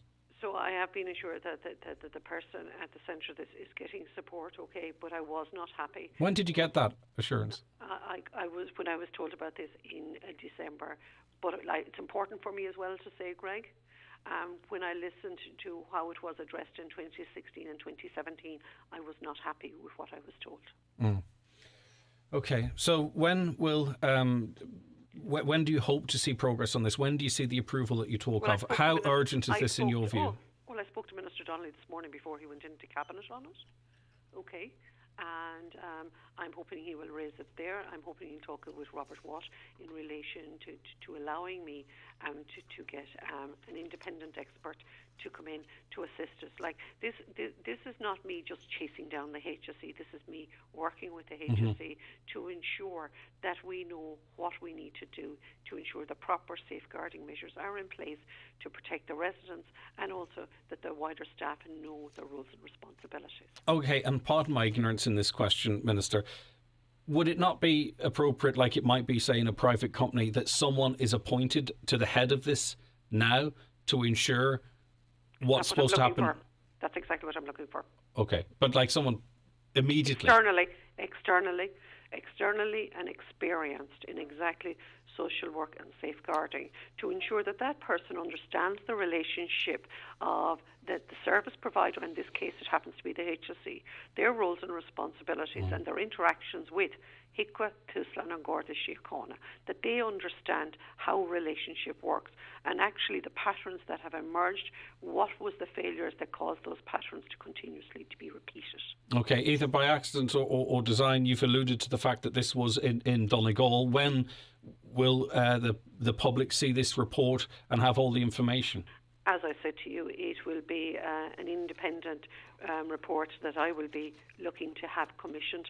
So the report will come to me. And Greg, you know me now well enough at this stage to know that I'm incredibly open and transparent. And when I have it, it will be produced. Yes, on that note, we appreciate you making yourself available to speak to us this morning. You didn't have to, so thank you.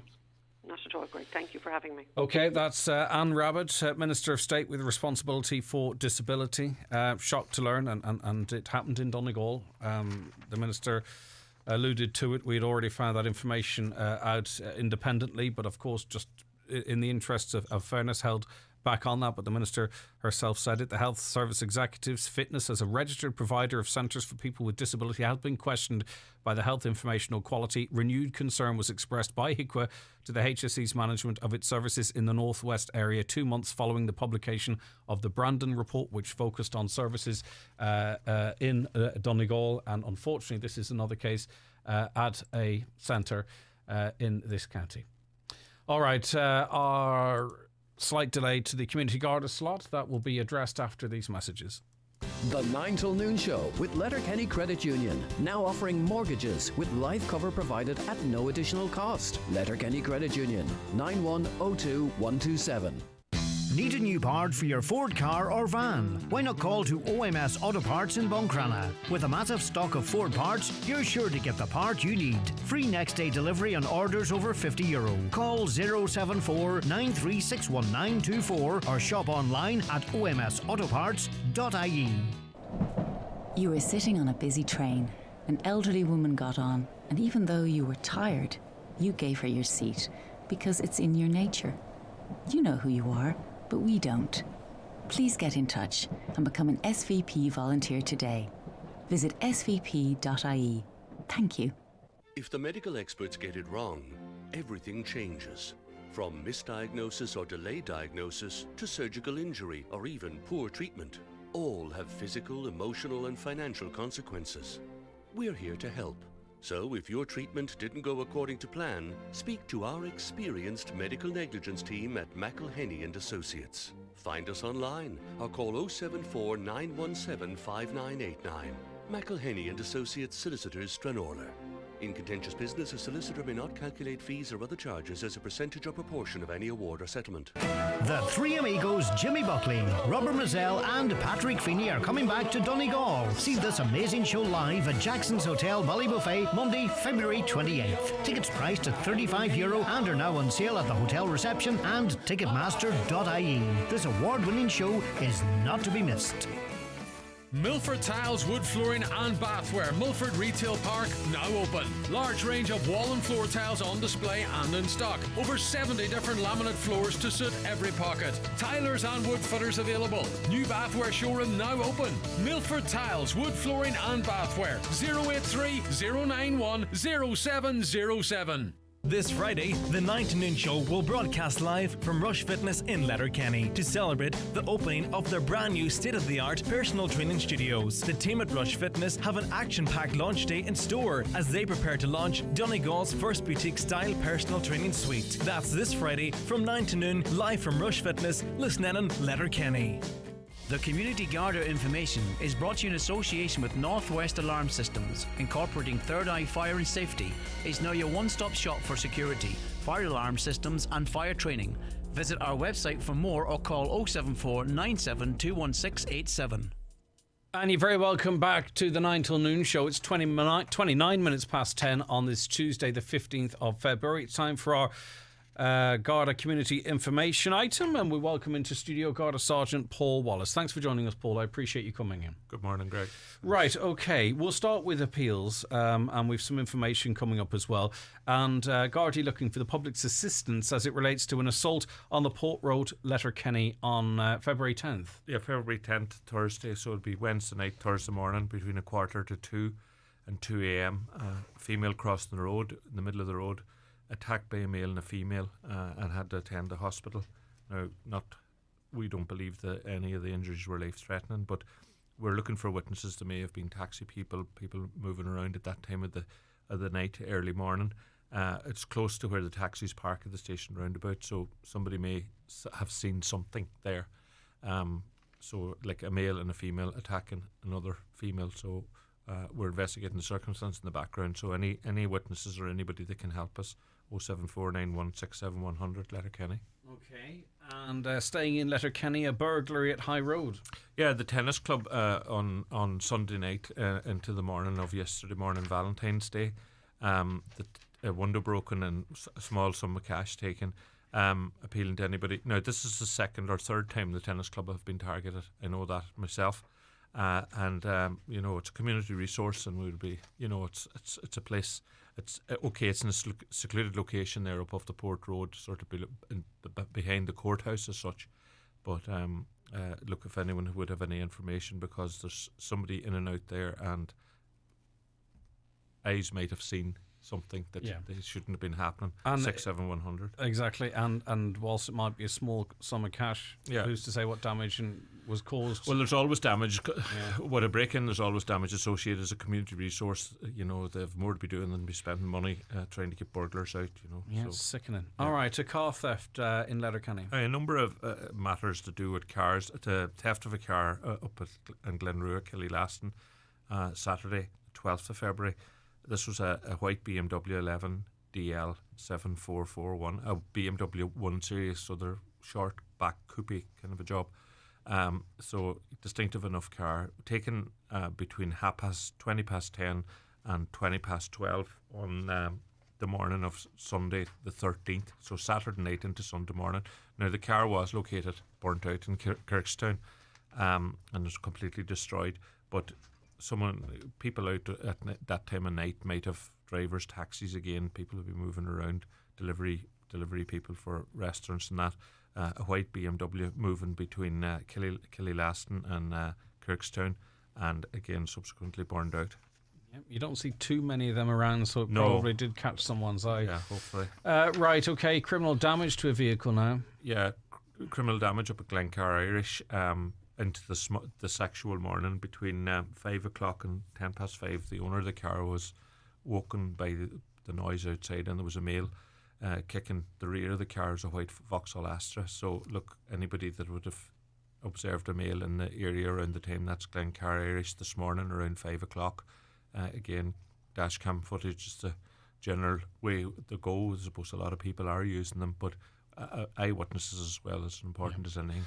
Right, again, information to Letterkenny. Yeah, some of these people have doorbells that can pick up movement as well. Anything. So there was somebody prowling around up there at 5 o'clock this morning with intent to doing damage. That's basically the bottom line on that. Yep, they'll stand out like a sore thumb as well if anyone was also out. Okay, up to Buncrana now, criminal damage in that area. Buncrana, and this was an attempt to steal badges from cars. So, there's 2 youths were observed in the area. I believe that they have footage, but we're just appealing again to people in the Buncrana area and the Lisnone Avenue area of Buncrana that this damage was caused early in the evening, sort of around 8 o'clock on Sunday the 6th. It's going back a wee bit now, but they just asked us would we just mention it again. So any information again on that to Buncrana at 93200540. All right, okay. Important year this for An Garda Síochána? Yeah, we're 100 years old. You never think to look at me, would you? No, but I'll tell you, I saw the pictures of the first line out that you stood in. I was 100 there. years ago. I was there. I was down the back, but I was there. Michael Collins was up the front. Yes, all right. Tell us about Michael Staines became the commissioner, so my memory is good. You thought you'd catch me out? No, I didn't. No, I know you've got a good memory. Oh, well, go on. So tell us about it. 100 years, 9th of February, we passed the 100th anniversary. There's branding and everything now associated with that, but there will be a series of local and national events. And we're going to be holding, I know a committee has been established, centenary events throughout the division as the year goes on. And Grania will be putting that out on the Facebook page and will be mentioned radio slots. But we're, I suppose, appealing for anybody that would have memorabilia, old photographs, stories, literature, documents that, that would pertain to, I think it took a number of months for the guards to get to Letterkenny from that date on the 9th of February. I think they didn't appear at where the Polestar roundabout is now. Around 6 months maybe later or whatever, and they marched up the town and all that. So there'll be planned events and again give the people public an opportunity to learn about the guards. So yeah. And they'll be in schools. We'll hear about it in the media and all that type of stuff. It's going to go around the schools and different things. Yeah, different things are planned. People can be in the Garda now. Got a recruitment campaign. Yeah, we're looking for people as well. Is it a career you'd recommend? Yeah, I've enjoyed it. I know it's a very basic question, but it's it's not for everybody. But I don't know if I thought it was for me. I'd say a lot of people when I went in said, "How long will he last?" And I'm here. I think I'm in my 37th year. What now. are the key? Should be gone. What are the that key? blew the 100 year. Yeah, I know. If you're gonna have a go at yourself, I'm just going to leave you to it. Let me at it. What do you think? Can't laugh at yourself. You can't laugh at anybody. Exactly. I know. I spend most of the day doing it at myself. What do you think the key the key traits people need to for them to sort of be a success in the Guards? Yeah, but I think it's a community focus, really. At the end of the day, it all goes back to that. A lot of people join the Guards and they say they want to get into the detective branch, plain clothes. They want to do emulate what's happening on TV and stuff like that. That all takes time, and if people have talents, if members have talents in that area, that'll soon come to the fore. But I think the basic thing is looking out for your fellow man or woman or child. That's what it's about. That's what it's basically, having a community focus, trying to do the right thing, be in the right place, take action where maybe others wouldn't be as quick to do. And I suppose sometimes that's the trait that's in the Guard. Even whether you're on or off duty, they'll say you're on duty all the time. Where something happens where people takes action, whether it's at the scene of a road traffic rather accident. than run away. Well, you perhaps, do, and I don't know how they get that into your head, but definitely the training, even back in my day, which is a lot different to what it is now. It just, I suppose, they put that trait into you, and I suppose it's I see Vincent de Paul run an ad about, now, that the person gets up to let the old lady sit down. It's that sort of thing. It's the common courtesy and all of that, Greg, you know. So now, we have a recruitment campaign anyway. What do you think? That. Yeah, and I want you can run through that, but I just want your insight into it as well. Like, what do you think about the... You only need to be efficient in one language now versus two. That opens it up a bit. Yeah, there's a big debate about that, and about the debate that you need English or Irish sort of thing. You don't need both, which was always the first thing. Some people have issues with that. I'm not going to get into that. But we have to, I suppose Ireland has become so diverse and multicultural and all that. We need to have representatives from that area to start to try and understand their culture, to try and provide a service to those people who may have had adverse effects with policing and that in the country that they lived in or the background that they came from. So with that in mind, I think that's why they're doing that this year. So they've opened up a competition. It's opened until 3 o'clock on the day before St. Patrick's Day, Wednesday the 16th. And it's done in collaboration or in conjunction with the publicjobs.ie. So all the information, Public Appointments Service, I should say, all the information is available on that. And basically, where's my sheet now?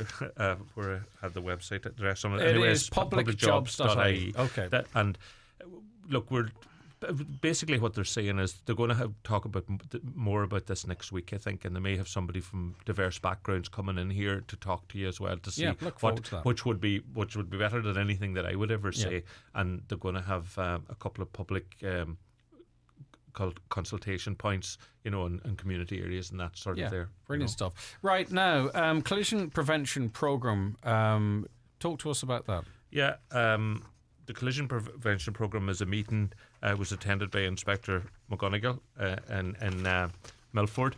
It's a meeting between the guards and the county council. So the issue came up about dirty and muddy roads this time of year. So farming, construction, that sort of thing. So tractors and lorries coming out on roads, leaving muck, debris, all of that. And I was a victim to that myself. Lately, I was behind a truck and a stone came out from between the two back wheels and broke my windscreen. And I was actually... Someone says, why didn't you stop him, or why did you not take it? I was actually glad I seen the stone coming, and I was glad that the windscreen managed to stop it. But like the lorry man probably was oblivious to it, but at the same time it just shows you what can happen. So we're appealing to people involved in farming coming out on the road with slurry tankers, that sort of equipment, sand, gravel, all of that, trucks coming out from building sites, and there's a bit of action going on or a bit of activity around that now. Not to be overloading trailers or trucks, that stuff spilling out onto the roads, because there is a level of responsibility. And if people sees roads, if the public see the road a particular road in bad condition or very mucky or whatever, we're advising them to make contact with the roads engineer at Donegal County Council, because they have the capability to come out and clean up. But it shouldn't be the council's job to clean up after every individual either. And it's important to remember there are contributory factors to road traffic. Yeah, well, you've drivers, and vehicles, get the roads get as well. A shower of rain, and you've dirt coming up on the car, tires lose their contact and all of that. So it can be a contributor, and you could, as part of an investigation, find that you were liable. So what we're saying is, look, this has come up at a meeting at the Donegal County Council. Inspector McGonigal, who's the road traffic inspector for the county, has asked us to communicate this out to the public. If you're engaged in that sort of activity, make sure have somebody there either washing the road or brushing it or taking some remedial action. Having signs, a programme of work. You can't just say, well, that's the county council's problem, because somebody can come down the road, lose control of a car, crash into somebody, knock somebody down, that sort of thing. All right, okay. Now, we have heard recently a number of cases of older people, certainly the ones that have been highlighted as is understandable, older people being targeted in their homes. Aggravated burglaries, I think, is the terminology used. In fairness, then I think some elements of the press are then looking at crime figures, comparing them to pandemic times when it was very quiet. And whilst it's a serious issue, I think it has to be. We have to sort of not make people think that there's crime happening absolutely everywhere compared to pre-pandemic. Okay, so I'm just very conscious of that, because I know people listen to this and get very worried. Yes. So we want people to be careful, to be cautious, to be prepared, but not sit in your home and be scared. No. Right, talk to me about what advice you have, or your comments about what we have been seeing around the country as it relates to older people being targeted. Well, we also on the news, the lady, the elderly lady in Cork yesterday evening, would take a tear from a stone.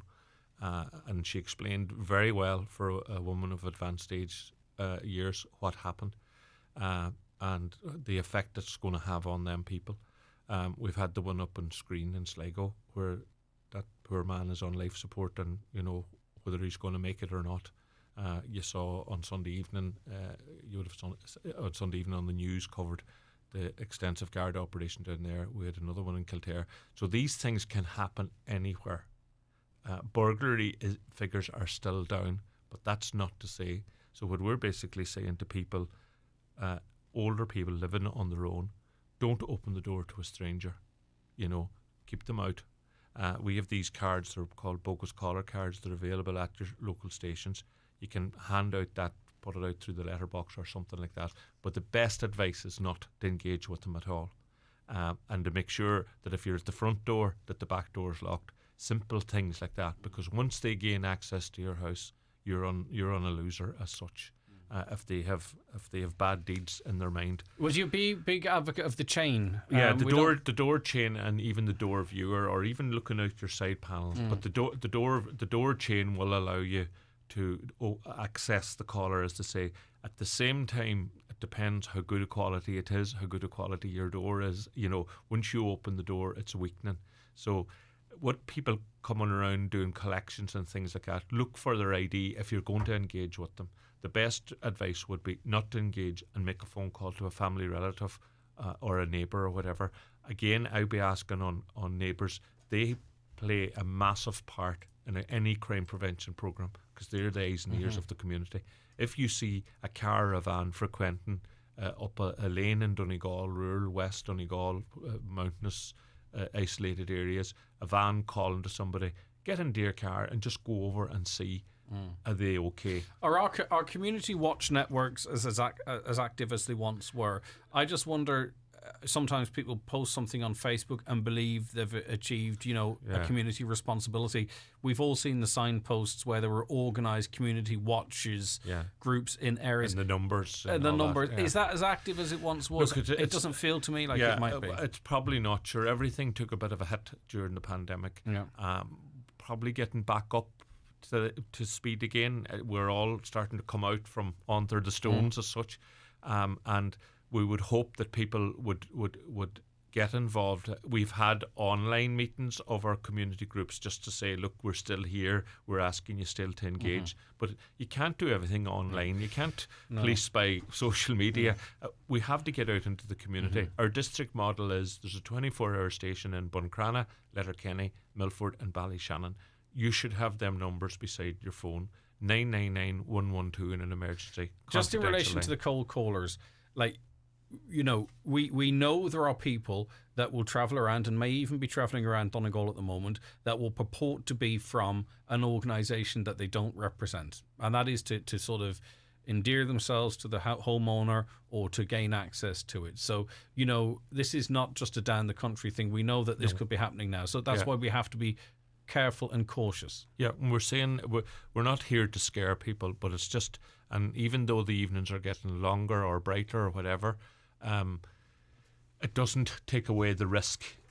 It doesn't take away that risk. So, when you see the sporadic attempts, Cork, Sligo, Kildare, I think there was one somewhere in the East Coast, Dublin or whatever, one of them is one too many. One of them attacks could take a very valued person out of a community. So what we're basically saying is use the district model of contacting your guards, look out for your neighbours, advise them, talk to them. We have oodles of information and leaflets and all of that sort of thing that can be dropped into them. I think there may be something in train for the next few weeks to do community slots or points in the shopping centres and that, because we would have a concern, not to scare anybody, but we would have a concern around things like that. Okay, I'm going to be very vague, more vague in this question to you than the caller has, because I don't want to identify anyone. But someone was assaulted in Donegal. They're experiencing ongoing treatment. The perpetrator, they have CCTV footage clear of their face, but the perpetrator, who they suspected is, still has not been questioned. They're wondering, maybe they provided this screenshot of the CCTV to the Gardaí. Why would progress not be being made in that regard? Yeah, well, look, first thing, as you understand, it's an operational matter, and I don't want to, and I have no information about that. But what I would say, it looks like they did provide a CC or some screenshot or something to the guards. What I would say is, I'm sure there's an investigation proceeding.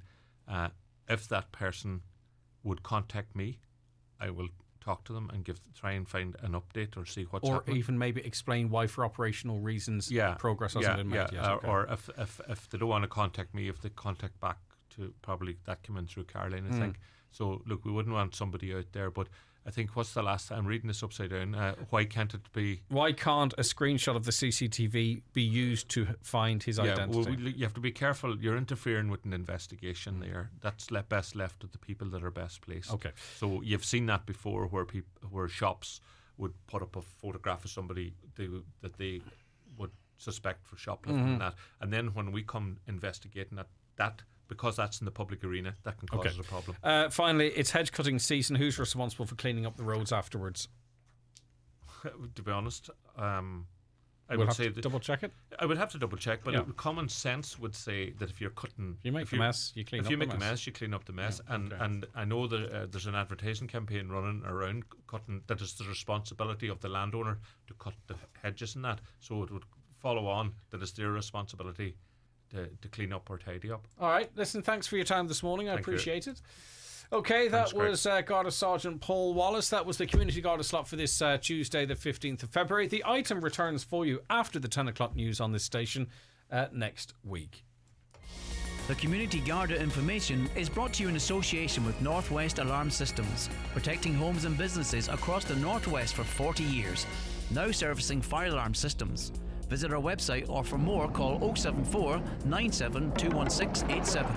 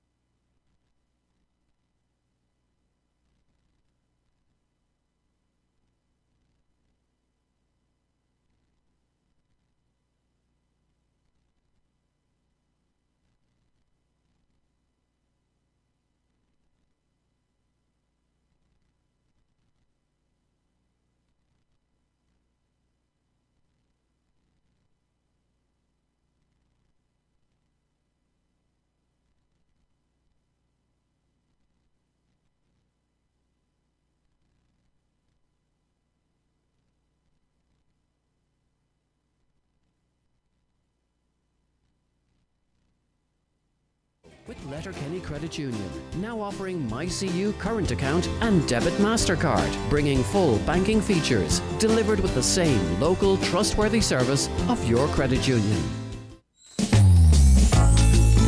McCullough Jewellers in Letterkenny are synonymous with fine jewellery, quality watches and giftware, with stores at Main Street, Letterkenny and the Letterkenny Shopping Centre, or online at ormccullough.com. You can choose from their quality product range in a relaxed atmosphere, and their sales staff will be happy to help you make the right choice, whatever the occasion. McCullough Jewellers, making moments magical for generations.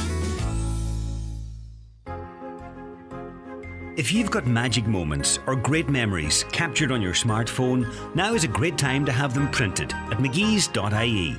Simply upload your favourite photos, choose your size and finish, and McGee's will take care of the rest, with the results delivered to your door.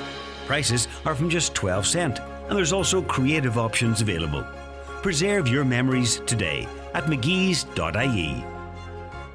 The good times are back. The highly acclaimed Joe Dolan Show Remembering Joe is back in Letterkenny for one night only. And what a party it will be. St. Patrick's Night, Thursday, March 17th, eve of the bank holiday at the Clanry Hotel. The spectacular show starring brother Ben Dolan, nephews Adrian and Ray, niece Sandra, Karen Carroll, plus the original Joe Dolan Band will have you rocking and rolling in the aisles at the Clanry. Celebrate our national holiday in style. Tickets now available at the Clanry Hotel, 0749124 369. Remember, there's no show like a Joe show. Always a sellout. Book now. Central Auto Parts really do stock everything for all makes and models of cars. Shocks, springs, wipers, mats, brakes. Need I go on? And now stocking Celimix and Sunny Car and Commercial Paint. Central Auto Parts, Portlink Road Business Park, Letterkenny. Find us on Facebook or call us on 074 9127 491. Highland Radio weather updates with Ireland West Airport. Ronaldo, De Bruyne, Cavani. You can now see both Manchester teams in action with Ryanair's twice weekly service to Manchester. Ireland West Airport. You're flying. Okay, so a mostly dry start with some sunshine and a few showers lingering in the morning. Afternoon temperatures will range between 5 and 9 degrees. Okay, you already heard from the Minister with responsibility here. The Health Service Executive's fitness as a registered provider of centres for people with disabilities has been questioned by HICWA. Renewed concern was expressed by HICWA to the HSE's management of its services in the Northwest area 2 months following the publication of the Brandon report. In correspondence from HICWA to the HSE, the online behaviour of a resident described as very serious leads the independent watchdog to question the HSE's fitness to provide services. The Minister alluded to the fact that this was another case in County Donegal. Sinn Féin's Pearse Doherty joins us on the programme now. What is your reaction to this, Deputy? It is another horrible, shocking story and a terrible indictment of the HSE and how they operate in this part of the world. Absolutely. Greg, I woke up this morning to hear this story breaking on RTE, and the feeling I had was just that sickness at the pit of my stomach, because I know that there's many people out there that's probably listening to your show that will be extremely concerned today.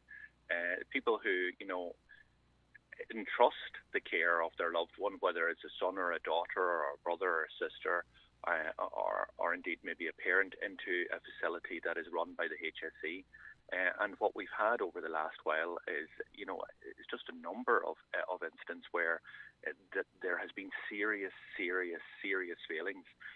And today's revelation from HICWA is very, very serious, because they're not just talking about the specific centre or facility here. They're talking about actually the capacity of the HSE in this region to actually deliver that safe service. Now, the Minister has committed to getting at this quickly. She wants someone put in there, independent, with experience, to see what's going on, to get to the bottom of it. I don't think anyone can question her commitment to that as such. Does that go far enough for you, though? Or if she follows through in those commitments, is that all that can be done at this point, after the fact? Well, look, I've wrote to the Minister this morning seeking a meeting with all of the Oireachtas members from the region, because we need to, first of all, understand the terms of reference of what she's looking at. Is it a case of the incident that is referred to by HICWA, which goes back to 2015 and 2016 and again last year, and the unreporting of that? Or is it a wider review of the HSE and CHO1? Because this isn't isolated. We've had the Brandon report. Greg, I've sat with the HSE, after the first report, the first investigation into HICWA, into that facility in Ardnagrange, and we were told they put procedures in place. Then we learn afterwards that there's a whistleblower with more information. After that comes out, we're told that there's procedures in place. Then we're told last year that HICWA actually seen something else in that centre, and they're told that they learned lessons. Like, we have to get to a point where we're not acting after the fact, where there's a report into a serious incident where the HSE and the state has failed, our loved ones. We have to get to a point where it's fit for purpose. And really, what is going on in the Northwest? Like, we have now independent report in Ardnagrange. We have independent report now into this other incident. We have our general hospital is having an independent review to strengthen the management there, because of all the stuff that happened in Guinea, and the putting people's health at risk there in terms of what happened in that service. So we have a Scottish team coming in there on the request of the parent organisation. So like, we deserve a lot better than what is happening. And I can only say, because I know people who've got loved ones in facilities across Donegal, and they need the reassurance, and they need the reassurance now. So yes, we need the review. I support the Minister on that there, and I must say, like, the Minister, I take her as very genuine when it comes to issues like this here. So we need to make sure that that's happened, but it has to be wide. It has to be wide, and we just can't be always acting after the fact. Like, there things will happen, but it shouldn't be happening the amount of times, and there should be procedures in place that people know what their jobs are to report these things, to escalate it, and that action is taken. But we're learning now that it's 7 years ago and nothing happened. Yeah, okay, and nothing happened to after it was spotted what this person was doing. It was able to happen in subsequent years and up until the middle of last year. Thanks for that initial response from you, Deputy Pearse Doherty. Just before we let you go, 30 seconds, I didn't see it myself, but there was an interesting programme on RTE last night. Effectively, the state broadcaster put a programme together posing the question, why you should or shouldn't vote for Sinn Féin. It's an interesting position to take, an interesting way to ask a question, an interesting debate, to say the least. I thought it was hilarious that the state broadcaster had a programme about why people shouldn't vote for Sinn Féin, which is what the primary reason of that programme was, and roll out a property developer who was involved in the crash in Nama, and Eddie Hobbs, who set up Renua, with Lucinda Creighton as our chief critics. I thought it was just hilarious, and not the level of journalism that we would, and some great journalism we've seen from Primetime Investigates in the past, but yeah, it was bizarre, to say the least. All right, okay, thank you very much indeed for that. That's Sinn Féin Deputy Pearse Doherty there. Right, it is just approaching 2 minutes past 11. It's time for us to take a break to the news. Apologies to Donald for coming across a little later. Stay where you are, though. A very busy 11 to 12 on the way. Good morning, Donald. Thank you, Greg. Good morning. And as you've been hearing on the show with Greg, the HSE's fitness as a registered provider of centres for people with disabilities in the Northwest has been questioned by HICWA, the Health Information and Quality Authority. RTE has been reporting today that renewed concern was expressed by HICWA about the HSE's management of its services in the Northwest, 2 months after the partial publication of the Brandon report, which outlined abuse of fellow residents by a person in Ardgrange Court and at the Shona Hair Unit in Stranora. Latest concern relates to the online behaviour of a resident at an unspecified centre in Donegal, which was described as very serious. Minister Anne Rabbitte spoke to Greg on the programme earlier. She said she would be calling an independent review into the CHO1 Northwest region, as there's been a pattern of failure in the region. You can hear that full interview on our website, highlandradio.com. Gardaí in Letterkenny are investigating an assault on Port Road in Letterkenny in the early hours of last Thursday morning, in which a woman was attacked by a male and female as she crossed the road. She required treatment for non-life-threatening injuries at Letterkenny University Hospital. Gardaí are urging anyone who witnessed the assault or who may have captured dashcam footage of the incident to make contact with them.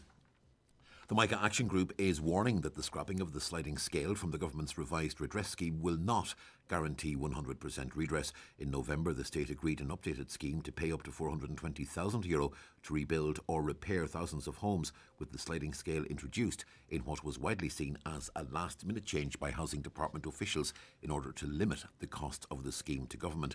Well, Michael Doherty of the MICA Action Group says, as well as the cap, there are other issues to contend with, and homeowners realistically will not get 100% redress. Farmers are warning Dunstores they'll continue to protest outside branches unless the company agrees to talks. There have been demonstrations taking place outside Dunstores premises in Cork and Monaghan. Farmers are protesting over the price they're getting for their produce. They want the prices in the shops to be higher, reflecting the rising cost of production with which they are faced.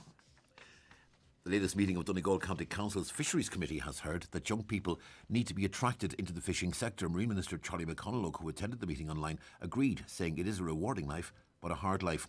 Ironmore native Jerry Early, a member of the committee, says there is concern among the local fishing community that there isn't enough of an uptake from the next generation. He says more can be done by government to make the job more attractive. And we're back with news headlines again at 12 noon. OK, Donal, thank you very much for that, and we return after the break. The 9 till noon show is brought to you by Letterkenny Credit Union, with monster loans available up to €60,000 for all occasions. Visit letterkennycu.ie. Do you currently have vacancies that need urgently filled? Have you tried various ways to find new staff but didn't succeed? Let Highland Radio help you source and fill your current vacancies in the most cost-effective way. Simply sign up to our new job spot and we will tell our listeners about your vacancies both on air and online. Every Monday, Wednesday and Friday during our primetime shows, we will broadcast the latest job opportunities across the Northwest and into counties Derry and Tyrone. All job listings will be available online at highlandradio.com. For more information, contact the advertising team on 07491 25322 or email advertising@highlandradio.com. Highland Radio, we're here for you. Calling all trade apprentices who are up for a challenge. Screwfix is searching for their 2022 trade apprentice, and there's an incredible €10,000 trade bundle of tech, tools and training up for grabs. In the words of last year's winner, it could be the best thing you've ever done. Don't miss out. Apply online now at screwfix.ie/SFTA. Applications close on the 20th of February. T's and C's apply. Visit screwfixcompetitions.com for full details.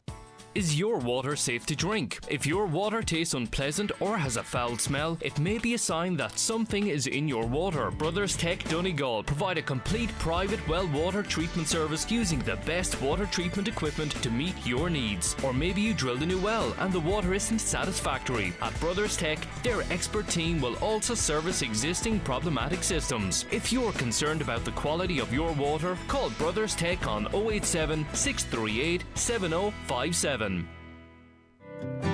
Are you troubled with painful varicose veins? With spring only around the corner, why wait to seek treatment? Restore the health and beauty of your legs with rapid access to a vein consultation at Kingsbridge Private Hospital, Letterkenny.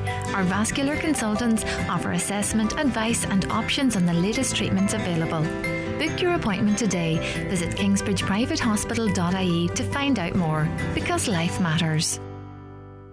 Now, we had an absolutely huge reaction on this programme to the announcement that dogs were to be banned from certain parts of blue flag beaches where there's two beaches that are too small to have places where people can go with the dogs between certain hours during the swimming season, the bathing season. Brian Cannon is Senior Engineer, Water and Environment Services with Donegal County Council. He joins us now. Good morning to you, Brian. Good to see you.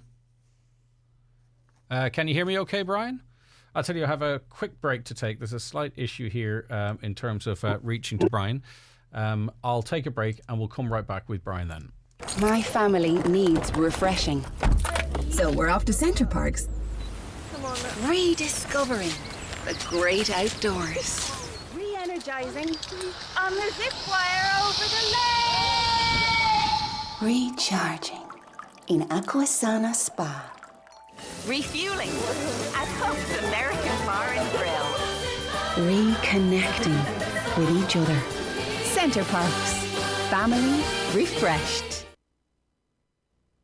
Okay, so hopefully Brian will rejoin us in a moment. There's a slight technical issue on our end there. 086 60 25,000, that is the WhatsApp line, 086 60 25,000, or give us a call on 07491 25,000. Hi Greg, why is there lights at the Maharabeg School never on at school finishing time or starting school? Just asking. I don't know the answer to that question, to be honest with you. Right, Brian, can you hear me now, I wonder? Yes, Greg. Good morning. My apologies. That was our fault. It's good to have you with us. Good to see us. Right. Okay, so for those who are new to this story, what is being put in place this summer, this bathing season, I suppose? So, Greg, I suppose we're blessed in Donegal. We've got 1,100 kilometres of fantastic coast. We've got scores of fantastic beaches. And of those beaches, we've got 21 designated bathing areas, and 12 of which won Blue Flag awards. The Blue Flag Award is an internationally recognised award. It's administered by the Foundation for Environmental Education. And in Ireland, it's administered by Antashka. So Antashka have advised us that in 2022, the FEE are no longer given Ireland a derogation to allow dogs on Blue Flag beaches going forward. So I suppose we had to come up with a balanced arrangement that suited the Donegal environment. We discussed the matter over a number of strategic policy committee meetings with our councillors, and we believe we've come up with quite a balanced approach. So of our 21 designated bathing areas across the county, 10 of those are Blue Flag beaches, and 2 additional beaches which we could call candidate Blue Flag beaches. There will be an area on that beach that will be restricted for access for dogs and pets over the bathing season from 11 o'clock in the morning until 7 o'clock in the evening. And that's from the 1st of June until the 15th of September. Now, are these, before we get into then where dogs can be allowed, are these measures being introduced for environmental purposes? Is it because of what might be picked up from their feces or whatever, or is it about people's experience actually on the beach? Why are dogs being banned? What are we trying to stop? Well, as I said, the criteria are set down by the FEE. They apply to all beaches around the world that strive for Blue Flag status. The criterion, the wording of the criterion really focuses in on what dogs may leave behind. But of course, responsible dog owners don't allow their dogs to leave anything behind, and responsible dog owners have always been welcomed on our beaches. But the important thing here is that in order for us to retain our blue flags, we've been told there is no derogation now going forward. Right, so say, for instance, say Merva Beach, right, the bit that is under the control of the lifeguard, right? That's where dogs would be banned, as an example. So the other parts of the beach, are they not tested? Is it only, in terms of the blue flag status, does that only apply to the area under the watch of the lifeguard? Right, so the restricted area for dogs in Merva, and Merva's a very good example. Merva's a fantastic beach. There's over 4 kilometres of sand down there. The restricted area will apply to 500 metres of that beach. Yeah, so the other 3.5 plus kilometres, there won't be a restriction. Yes, so that it makes it even more simple then. So when they are coming to assess the quality of that beach to see if it retains its blue flag status, are you saying that only 500 yards of that beach is considered? No, this is about a balance. I suppose we're lucky in Donegal that many of our beaches are large beaches, and we can designate an area on that beach as our blue flag area. Yeah, but is that okay? So in other words, in Merva, only 500 metres of that beach is a blue flag beach, and the rest is not. Well, the certain criteria will apply to that 500 metres, but the other facilities on the beach, Greg, will be available to anybody who's using the other areas. It's the same at the lifeguard service. That applies to a certain portion of those beaches. So if dogs, and we're talking about irresponsible dog owners here in the minority, if dogs owners come in before 11 o'clock and poo and pee all over the place, right? And then after 7 o'clock and pee and poo all over the place, how does banning dogs from 11 a.m. to 7 p.m. impact environmentally? Yeah, well, look, as you said, Greg, that's a responsible dog owner behaviour, and that can't be encouraged, whether it's after 11 o'clock or before 11 o'clock. What we've found is the vast majority of dog owners really do respect the environment in which they're using to exercise. But what you've introduced impacts all dog owners. So there's no point patting good dog owners on the back and saying, "Well done, lads," because you're banning them from the beaches as well. Well, we're not banning them from the beaches, Greg. As I said, Merva's a perfect example. There's over 3.5 kilometres of beach. What about Bundoran? Is Bundoran a good example? Bundoran is one of 21 designated bathing areas in the county, along with Struve, which is also a very small beach. That we don't have the area for the blue flag area and a surplus area, but both of those locations have beaches and walks adjacent them. For instance, Bundoran has the Rui Walk and Tullen Strand. Up in Struve, there's Sweet Nellie's Bay and other bays right beside it that the dogs are absolutely welcome. So it's about getting a balanced approach here. We don't want this to impact on our residents in the county and on our visitors to the county. There's I suppose the Donegal News coined a fantastic phrase called canine corridors. So there's behind this small portion of the beach that's been designated as the blue flag area, where the restrictions will apply during the hours of 11 to 7 during the bathing season only. Dog owners can pass that area and continue their walk along the rest of the beach if there's unrestricted access available on both sides of that zone. So we're trying to make this as least impactful as possible on dog owners. And listen, the majority of the public, certainly in contact with this programme, seem to agree. From what you're saying to me, Brian, and pardon my ignorance on this, and I know you're trying to enforce something, you're not enforcing it, but you're explaining why. This sounds to me, right, that it's not going to have any environmental impact at all, but it ticks the box because we no longer have a derogation. That's what it feels like to me, because dogs are walking through it. Dogs are there before 11. Dogs are there after 7. Dogs are there all for the rest of the year. It sounds to me like this is ticking a box saying we are doing something, perhaps maybe even the least we could do, rather than actually this having any environmental... Like, do you believe, honestly, that this will have any positive environmental impact? In reality, Greg, the Blue Flag Award is not just about the environment. It's also about the services that are provided. It's about the experience at the beach. And your listeners have expressed concerns and maybe support on both sides of the argument. No, mostly in favour of this. In fairness, but go ahead, Brian. Yeah. So the fact of the matter is that families now that visit the blue flag areas of beaches during the bathing season, and there are families where children, maybe adults as well, are afraid of dogs, and that experience is impinged on by the presence of dogs. And again, generally, responsible dog owners don't allow their dogs sort of freedom to roam around the place. But so those people's experience will be enhanced, whilst responsible dog owners will still have the vast majority of the beaches to use. If we take all our designated bathing areas into account, we've got 21. That accounts for about 40 kilometres of beach.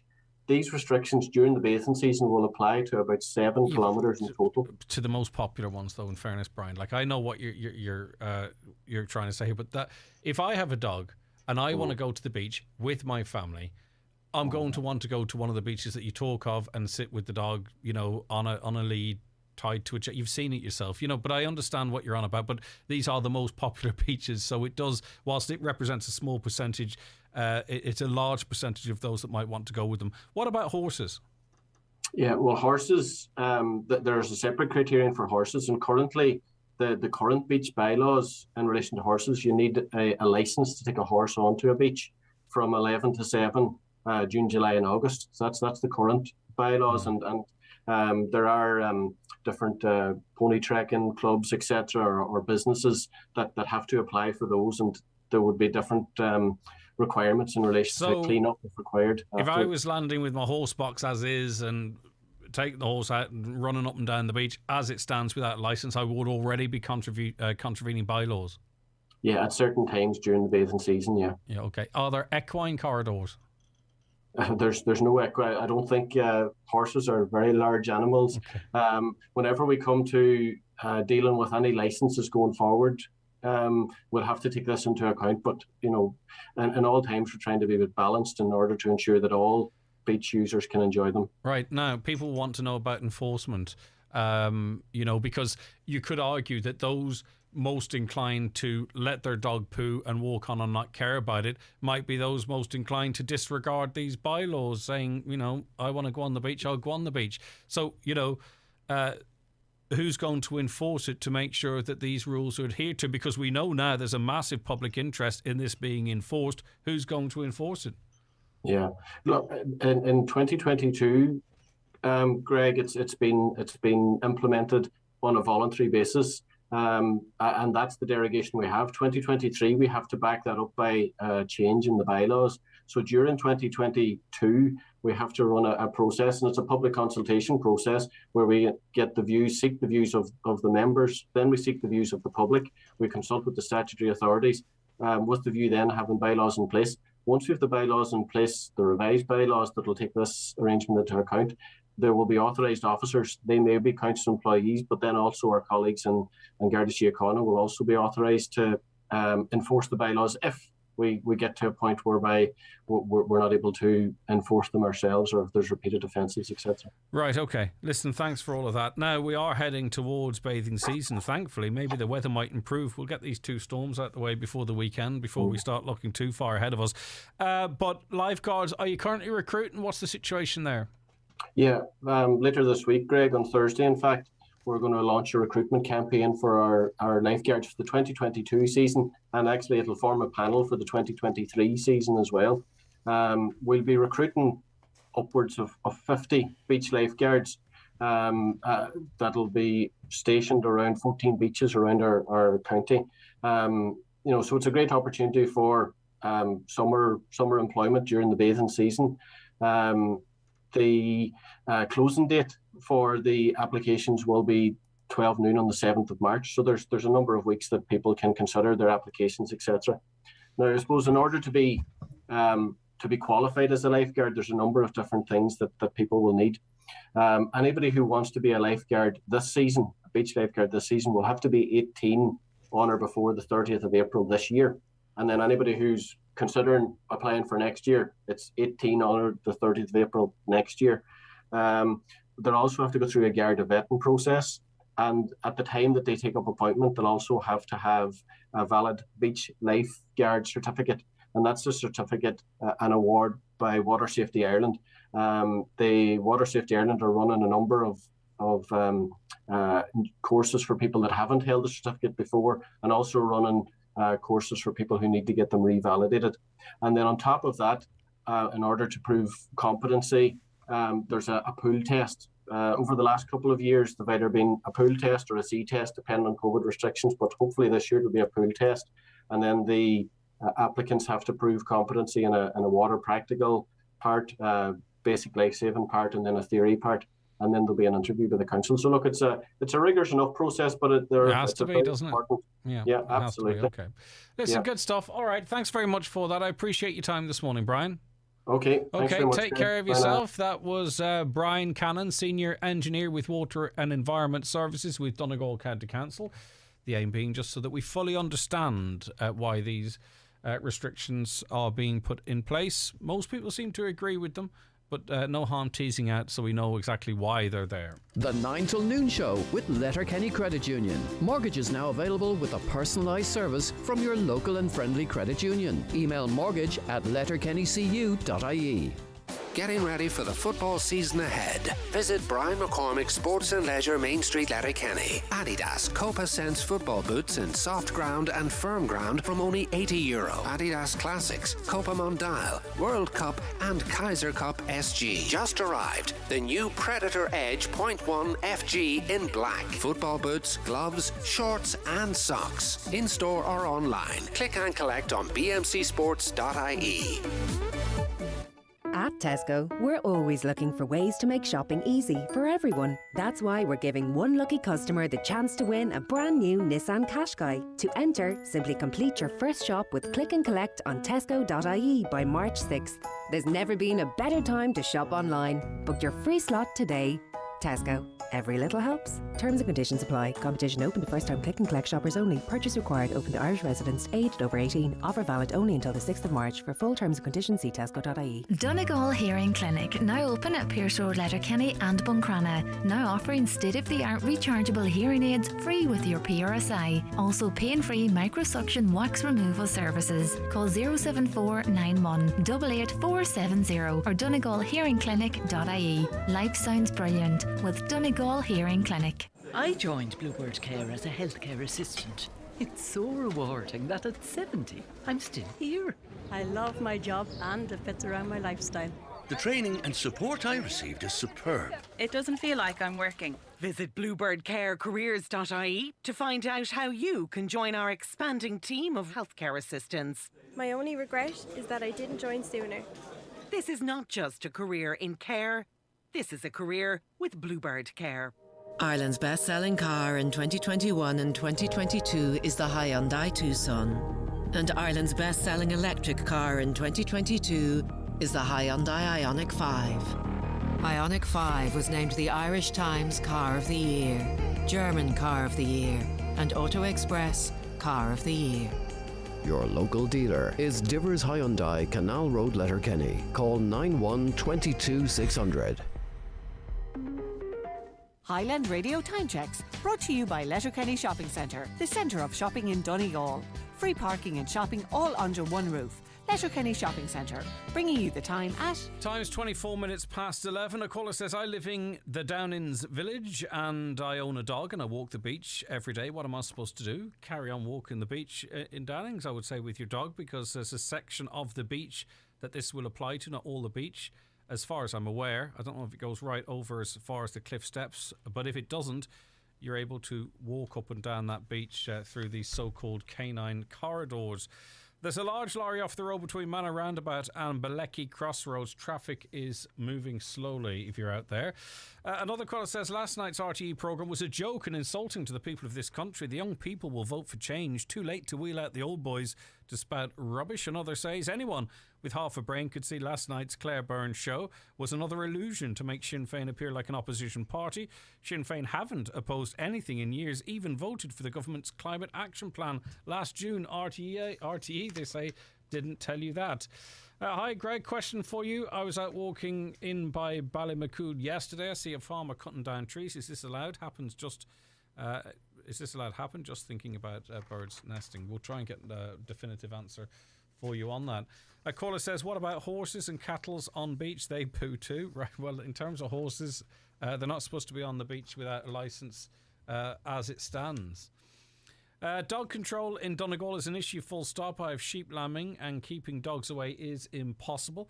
If we saw a bit more prosecution of irresponsible owners, we might have a better balance of dog acceptance in the county, perhaps. And last one here for now. The HSE is also failing the elderly every day of the week in Donegal. The home help services are a shambles and the only job in the country where you can walk off the job after 19 minutes. How have we allowed care to come to this? What standard of care is provided in 10 minutes or less? Now, I think there is an issue here in terms of travel being included in the allocated time. I don't think this is an issue actually with the carers, more of the system they have to operate within. But anyway, this caller says, this centre person approach is a joke. Elderly people are sitting at home frightened to speak up at the lack of care given in Donegal. And if, as a carer, you speak up, heaven help you. Okay, so they are on the same page as I was. Morning, Greg. Why can't these politicians give a straight answer? It stinks of a cover-up. I don't know, but we endeavour. Sometimes the lack of answer is the answer itself. All right, we'll be joined by a group of transition year students talking about their latest project after these messages. The 9 till noon show with Letterkenny Credit Union, now offering MyCU current account and debit MasterCard, bringing full banking features, delivered with the same local trustworthy service of your credit union. Michael Murphy Sports and Leisure has everything you need for getting fit in 2022. From training gear to resistance bands, skipping ropes, weights and foam rollers, we have all the essentials to see you through every step of your fitness journey from training to recovery. Shop our range of gym wear, equipment and accessories at michaelmurphysports.ie. Every year in the GAA, something unique happens. First-class rivals suddenly become first-class teammates. Fierce inter-county foes turn into friends, and yesterday's opponents now have each other's backs. Grudges set aside, all of the best club and county players from every corner of this country line out in their college or university jerseys to play together, challenge together, and win together. It can only be the Electric Ireland Sigerson, Fitzgibbon and Higher Education Championships. Milford Tiles, Wood Flooring and Bathware, Milford Retail Park, now open. Large range of wall and floor tiles on display and in stock. Over 70 different laminate floors to suit every pocket. Tilers and wood fitters available. New Bathware showroom now open. Milford Tiles, Wood Flooring and Bathware, 083 091 0707.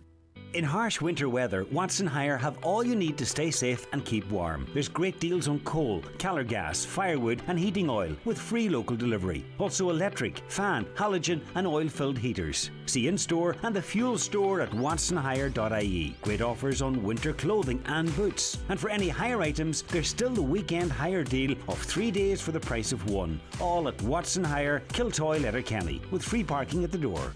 Century Complex is the perfect family day out. Kids will love exploring Century Play. There's lots of tasty options available at Backstage Bar and Grill. And at Century Cinemas, we're showing entertaining kids movies, rom-coms, actions, adventure movies, dramas and more. Call us on 074 9121 or visit centurycinemas.ie. Thinking of North America? Aer Lingus from Donegal Airport is the way to go, with great fares and onward connections across North America. You'll fly via Dublin, where you'll pre-clear customs, saving you time on arrival. See airlingus.com. Offer subject to conditions and availability. Okay, we can't be accused of doing things by half here because we've a lot of people to speak to right now, which is great. We have Emily Hart and Ella Terry Sweeney. They are transition year students from Loretta Community School in Milford. A very good morning to both of you. Thank you very much for joining us. Good morning. It's good to have you with us, and we also have with us TY coordinator Roisin Coyle. How are you, Roisin? Thank you also for joining us. And also joining us from Pennsylvania, Owen J. Roberts High School in Pennsylvania, Sydney Smith, Riley Herring and Maya Evans. All of you, a very good morning to you. Thank you so much for joining us. Good morning. Good morning. What time is it there, if you don't mind me asking? It's 6:30. Do you always start this early? No. Okay, well, we appreciate... We usually start around 7:30 here. Okay, well, we appreciate your efforts greatly. Thank you very much for joining us. Okay, we'll come to you guys in a moment. I want to speak to Emily and Ella first. Right, tell us what this transition year project is all about. So basically, our project is an I Wish project, and it's basically influencing younger women to be part of STEM. So we collaborated with the Americans to make a project about the world through our eyes. And basically, it is just all about seeing STEM in nature and in architecture, technology, and just all around us.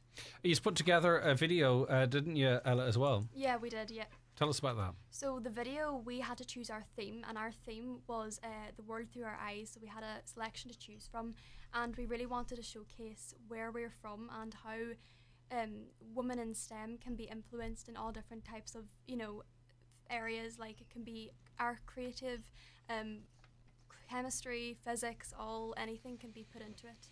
Yeah, and through this programme, I've done many feature on many women involved in STEM in the past, but then I heard someone mentioning a couple of days ago that there isn't enough role models there.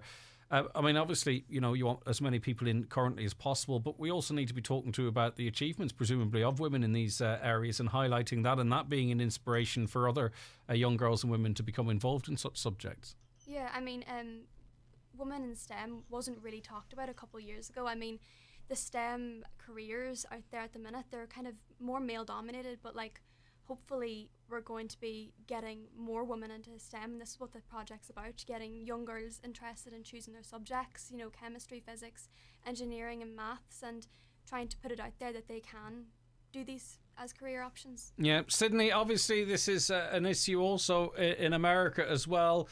You see a lot of commonality there, do you?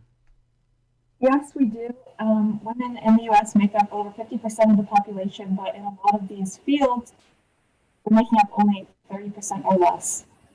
And Riley, do you think there are barriers to women getting involved in these fields, or are they not promoted enough for some of the reasons that I've been mentioning here? Absolutely. I think that there's a huge barrier between men and women in STEM fields. And I think that makes it difficult for girls our age to pursue these careers. So it's opportunities like this that help us to kind of get used to working in these areas.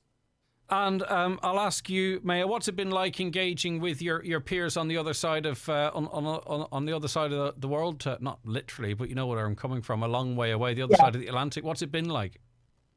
It's been a really cool experience to kind of just see how like the other half lives, and not only compare our differences, but mainly compare our similarities, because we've noticed that a lot of, you know, young girls in Ireland and young girls in America go through the same kind of like stage of disbelief where they don't believe that they can go into STEM careers, whether that be lack of role models or whatever. But it's interesting to see the shared experiences across the Atlantic.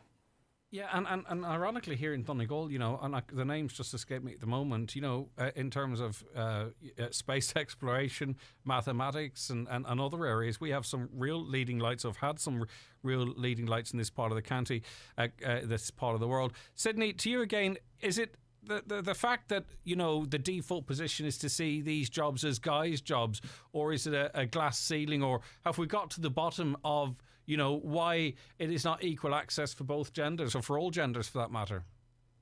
I think it goes back to hundreds of years ago when women were discriminated against. I think that we see a lot of boundaries being broken, but at the same time, those stereotypical gender roles are still prevalent, and we need to actively work against those gender roles so that we can have more equality. And I'll ask you, Ella, is it all girls that are having this conversation? The project, talking to the girls in our year that we've gone to school with for years already, you really see how the gender roles and the, you know, gender stereotypes of what jobs you can and can't do as a woman affect what subjects they choose to do things in their junior cert and leaving cert, and it just really affects how they see themselves and their passions, and how it can affect not doing them passions and going through with their careers. Yeah, and I suppose, Emily, it's not the intention of our parents or caregivers, but, you know, maybe we're conditioned, depending on the gender, what jobs to go to. So in other words, there's like maybe a wee cycle there that needs to be broken. Yeah, definitely. I feel like if we can pull together and influence younger girls from like primary school age, that maybe there'll be a better influence for when they are going into secondary school and they're learning about like engineering and chemistry and physics, and it'll influence them then for their leaving cert to pick the subjects to hopefully go on to a future career in STEM. And Emily, have you found yourself through the course of this work, you know, changing what your ambitions might be, or what might you feel, you know what, I can actually do that, there's nothing to stop me doing it, other than, you know, this society that we live in? Yeah, definitely. I feel like this project has really opened my eyes to the world of STEM, and that how women can really pull through and do whatever they want, really. I feel that I feel like I could probably pursue a career in science now, but as I've seen so many of my role models do the same thing. Yeah, what about you? Could you say the same for you, Ella? Yeah, like it really influences on how you see the subject and gives a deeper look into, you know, you can actually do these subjects. It's not just like a very masculine role, you know, women can do it too. Yeah, because, you know, even now, you do see where you're having conversations about subjects, and it's like, you know, it could be like woodwork is the boys, and, you know, another area is, I can't remember, it's a long time since I was at school, but you know where I'm coming from, that, you know, you're even in the first, second, third, fourth, that you find yourself maybe, not as a fault of the teachers, but how does this make you feel, Roisin, as I know you didn't want to speak, but any teacher that comes in here, or any parent of students, they know they're going to get ambushed. But it's a really important conversation to be having, isn't it? And it's important, I think, that it's young people, and particularly young girls in this case, that are having that conversation. Yeah, it has to come from the young people. It's interesting that you mentioned that it comes from parents initially, because there was a very interesting young scientist project a couple of years ago that looked at the types of toys that we give our children to play with when they're younger, and it influences then them as they get older, and as the girl said, their subject choices. So although we did the project with transition years, it's almost a little bit too late with those, because they are already influenced and they're making those subject choices. And also, you'll see big fashion retailers, and the messaging on the T-shirts for girls will have a certain leaning, and the messaging for boys is very, very different. And that is, all of these things chip away at you. Yeah, I think it really comes from them gender roles that are ingrained in us as well from like such a young age. But it's not, I don't think it is, the parents' fault specifically. It's just stuff that has been around. But now is the time to start changing that and definitely breaking that. All right, Sydney, in your conversations with your peers over here, is things the exact same? Do you think, maybe in the States you're slightly ahead of us or behind us, or what's your view? I think it's difficult to say. I'm sure that there are some different aspects of society that maybe have changed more in Ireland or have changed more in the US, but I think in both places we still need to continue working for more equity. Yeah, indeed. And in terms of, like one of the barriers, say, for instance, in this country, and I'm sure it's the same in America, to say entering politics, it's not the will. Like there are as many women probably as men that want to enter politics, but it's the barriers. It's when meetings are held. It's the amount of time that's committed. It's the way it's set up that the woman is primarily the caregiver, which may well be the case, but it's not the attitude of the people. It's the obstacles one has to jump over to achieve the same as a man. Do you get that, Riley? Is that how you see it? That's exactly how I see it. I think that there's, like you said, a lot of barriers between men and women, and especially when it comes to larger, like male-dominated fields, it's intimidating for women to enter just because they feel like they can't or they're going to be discriminated against. Maya, what do you hope to go on to? What do you hope your career will be? Going on in the future, I want to go into some sort of biochemistry, which is something I've always been really passionate about. And I've been lucky enough here at ONJ to have some role models who show me that I can do it. I have a female doctor teacher who really inspired me to pursue it. But I think that a lot of times girls don't have those influences early on in life. So even though some of us might be fortunate, it's still largely young girls don't believe they can because they don't see it happening. Yeah, and Riley, what about you? What are you hoping to pursue in life? To be honest, I'm not very sure yet. Neither am I. I'm about 4 times your age. No, and that's okay. I think you just kind of have to go along with things and figure it out as you go. But this project really influenced me, and I'm definitely looking into STEM-related careers now. Super stuff. And it's funny, like it was late last year, I think Adele was accepting an award, and she was talking of the person that was most influential on her, and she obviously mentioned her teacher, and they happened to have the teacher, and the teacher turned up. And we also heard, I think it was Sydney reference that. It's important, isn't it, for you, Emily and Ella, of course our parents and caregivers do as much as they can, but to have those people that you can look up to, but also, can relate to, that feel, of the time now, and, they can do something that you want, or they're doing something that you want to do. Yeah, definitely. I feel like even our teachers in the school have really influenced us as to do well in our subjects, and hopefully maybe in the future our careers, like I know Miss Coyle has influenced us in our science subjects, and like our other teachers like in English or music. So yeah, I feel like we're so lucky at Loretto as well, because we have so many teachers that we can go to talk to about careers, about anything if we're struggling with subjects, and we're just really lucky in that area down our school. Brilliant stuff. So the video is out there now. It's hard to the URL is so long. I'm not even going to begin to try and direct people via that way. If people go onto YouTube, what do they search to see this video that you have made? Anyone? They might search up. Hold on, we can go right live to Pennsylvania for this. The answer to this question. Go ahead.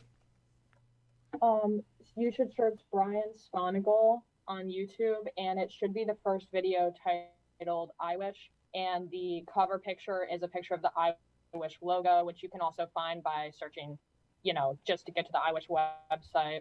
it's around 3 minutes, so you should know when you see it. And what's it been like working with the students over here in Donegal? I mean, that's a wonderful learning experience in and of itself, I'm sure. I don't want to over-amplify it, but that's what it feels like it should be. None of you... No, I mean, working with people internationally, I mean, obviously, like, the time difference is difficult. I mean, it's like 6:45 in the morning here. But there were like differences and similarities between our cultures and our societies that we got to kind of see and compare, which was a really cool opportunity. Brilliant stuff. Listen, thank you so much. And thank you for your efforts, by the way, in getting into school or in wherever you are, I presume it's school, earlier today. It's meant an awful lot and it was a great deal of effort, but we really appreciate it. Thank you very much indeed. Thank you. All right, it's been lovely having you on. Okay, that was Sydney Smith, Riley Herring and Maya Evans. Emily, have you enjoyed that sort of international element to this? Yeah, I really thought it was a really good experience, and it gave us an opportunity to see what life is like on the other part of the world, and really just made us see obviously the similarities, as they were saying, and that really there is not much differences between our lives and theirs. Right, who do you want to see? Who do you want to see this video, Ella? Is it everybody? You know, this is part of the I Wish project. It is promoting girls in STEM subjects. So do you want girls to see it? Do you want those who may be responsible for these barriers to see it? Yeah, so definitely young girls, try and get it out to young girls that they can do all this here. If you're a parent listening, you know, try and teach your, you know, young daughters that, you know, give them toys that aren't, you know, really gender specific rules to women. Give them, you know, anything, because it will really broaden their minds. If you're a teacher, maybe speak to your class about it, you know, that kind of thing. And if you're a boy or a man, you know, try not to be too close-minded about women entering these kind of male-dominated roles, you know. So just try and open their minds. Yeah, it's really interesting because, I mean, what you're saying there is, and I think, of course, Roisin mentioned it earlier, the seeds are planted very, very early, aren't they? Mm-hmm.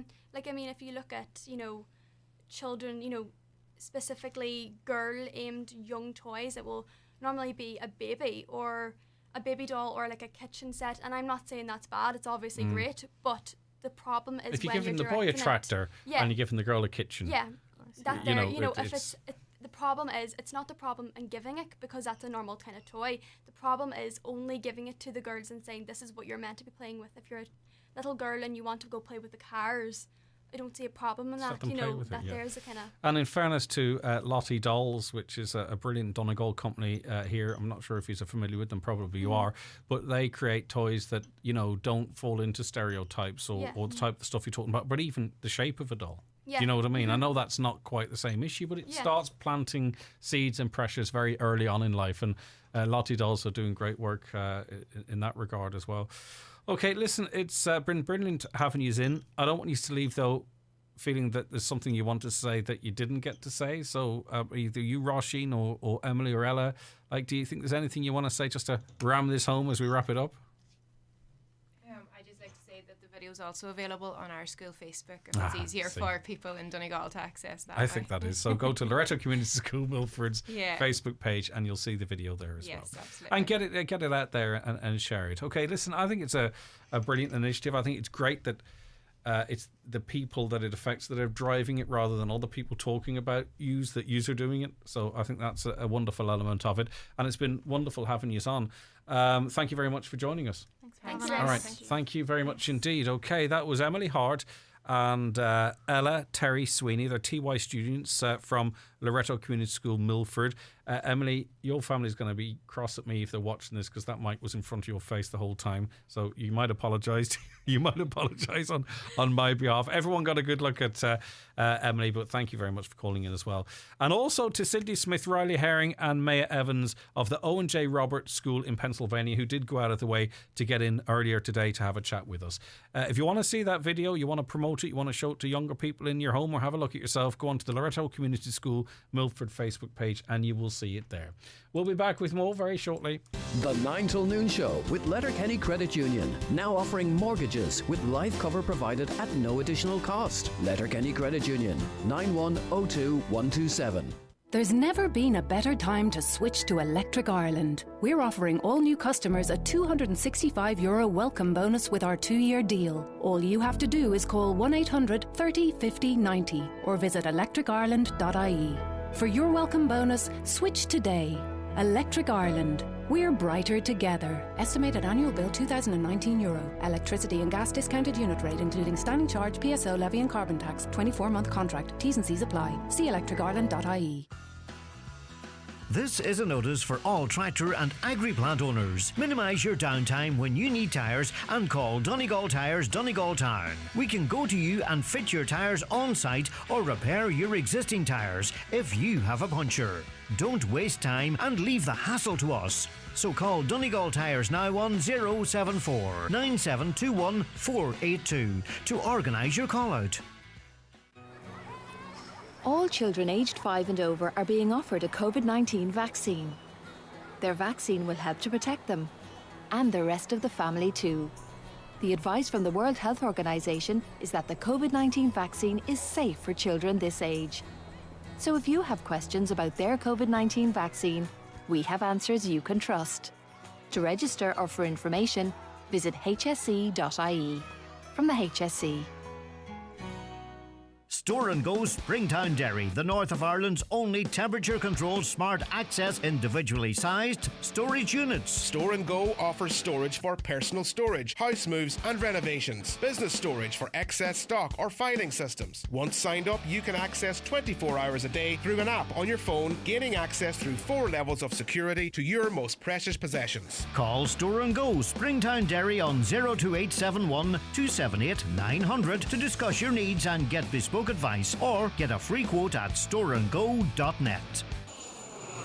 Highland Radio weather updates with Ireland West Airport. Discover Edinburgh this summer with Ryanair's 3 times weekly service. Stunning architecture, endless winding streets and an awe-inspiring castle. Ireland West Airport. You're flying. Okay, and we are flying towards 12 o'clock. Hopefully we'll get a chance before 12 to squeeze in an update for you as it relates to the weather. Fingers crossed, I'm very confident. So a mostly dry start today, though it was piddling down where I was. But anyway, there'll be some sunshine and a few showers lingering in the morning. Temperatures 5 to 9 degrees and fresh winds. Another more active spell of rain extends from the west during the afternoon, then spreads throughout by the evening, bringing rain with heavy falls, localised flooding in places. So it'll be a challenge potentially, depending to where you are driving home from work. So let's get everyone home safe. And as I say, very shortly, hopefully, we'll be giving you an update on the 2 storms that are coming our way.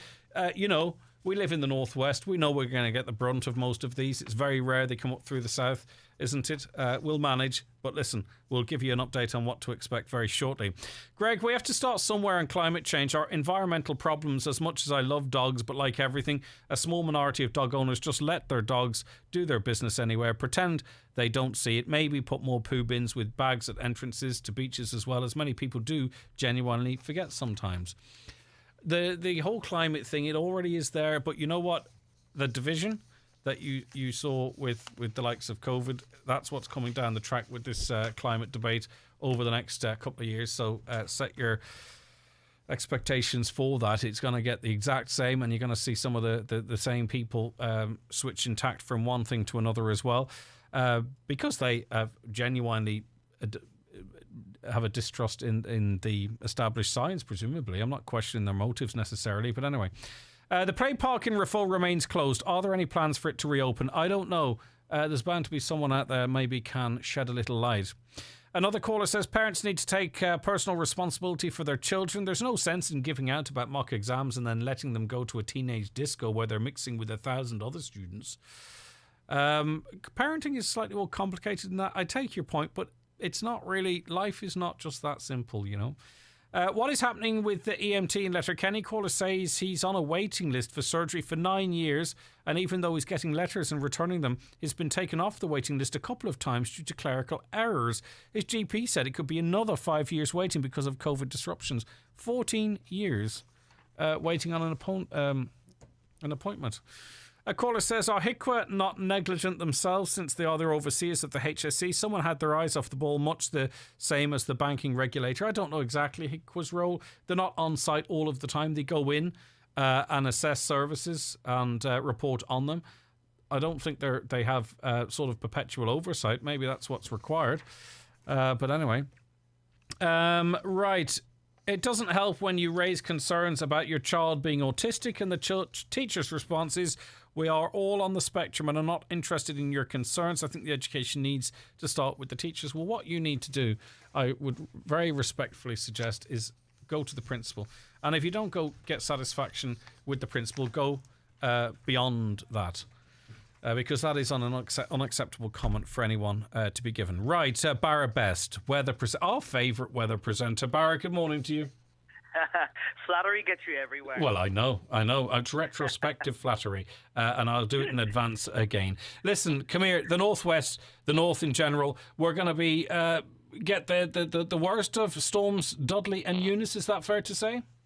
Well, certainly the worst of Storm Dudley. It's going to be coming in from the northwest, and that's on tomorrow and into Thursday. Storm Eunice, which will strike on Friday. It looks as though for the time being, the southwest this time is going to bear the brunt of that. So Cork and Kerry will be more in the firing line on Friday. But that said, strong winds can be expected everywhere, but they will bear the brunt of that. But certainly Donegal and across the northwest tomorrow and into Thursday, Storm Dudley will be packing quite a bit of a punch. Met Erin, for example, is warning of gusts of maybe up to 130 kilometres an hour in some exposed areas of Donegal, the likes of Malin Head, which is no stranger, as you know, to strong gusts.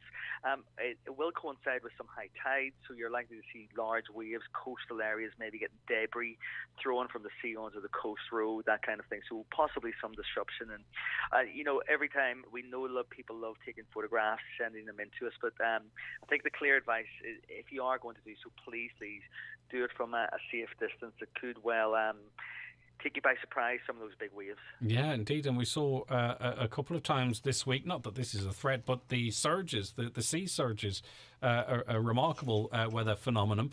You wouldn't want one of those to coincide with this type of weather, I'd imagine. So that's orange at the moment. We should start feeling the effects of that, the leading edge of Dudley. When would you suggest, Barra? Yeah, well, the leading edge comes in about late morning, early afternoon, and that's when Donegal will be under a yellow warning, as will most of the rest of Ireland. But it'll be Donegal that gets upgraded from 9 o'clock tomorrow night until 9 o'clock on Thursday morning. So you have a 12-hour period there when that's going to be upgraded to a status orange. That's the second highest level of warning that we can have. So in that 12-hour period, that's when you're going to have the stronger winds, the potential for more damage. Although a yellow, not as significant, it still is a significant warning for severe weather. And that will last right through from 12 o'clock tomorrow until 12 o'clock on Thursday. So a 24-hour stormy period. Then we'll get that brief lull, bit of a quiet spell, but then Storm Eunice will be coming our way on Friday. Some talk of sleet and potentially snow, although we're in the yellow, at this time, the yellow warning area. Do you anticipate that, Barra? Certainly the latest data that I have in front of me suggests that there could be some snow and blizzard-like conditions with Storm Eunice on Friday. It's most likely going to be over the hills and mountains. Most people will be seeing the likes of heavy rain associated with that system for the time being. The Donegal Hills, the higher ground, they're likely to see, if there is any wintry weather, it'll be more the high ground area. The only thing to perhaps emphasise for now for Storm Eunice, it's still 3 to 4 days away. So the exact track of that could change ever so slightly. It could move a little bit more south, a little bit more north. So the details on what's coming with that will likely change over the next day or two. It will be stormy, but in terms of snow and rainfall amounts, that'll become clearer over the next day or two. So I think if you have anything planned for Friday, do stay tuned to the forecast to get the updates as we make our way towards them. All right, Barra, listen, thanks as always. Enjoy the rest of your day. Stay safe. Thank you. Cheers. All right, take care. Barra Best there, weather presenter with the very latest for you as it relates to Storm Dudley tomorrow, and then Storm Eunice, which might not impact us quite as much as Dudley on Friday, but that remains to be seen. Okay, listen, that is where we have to leave it on the programme today. Thank you for keeping us company throughout the course of this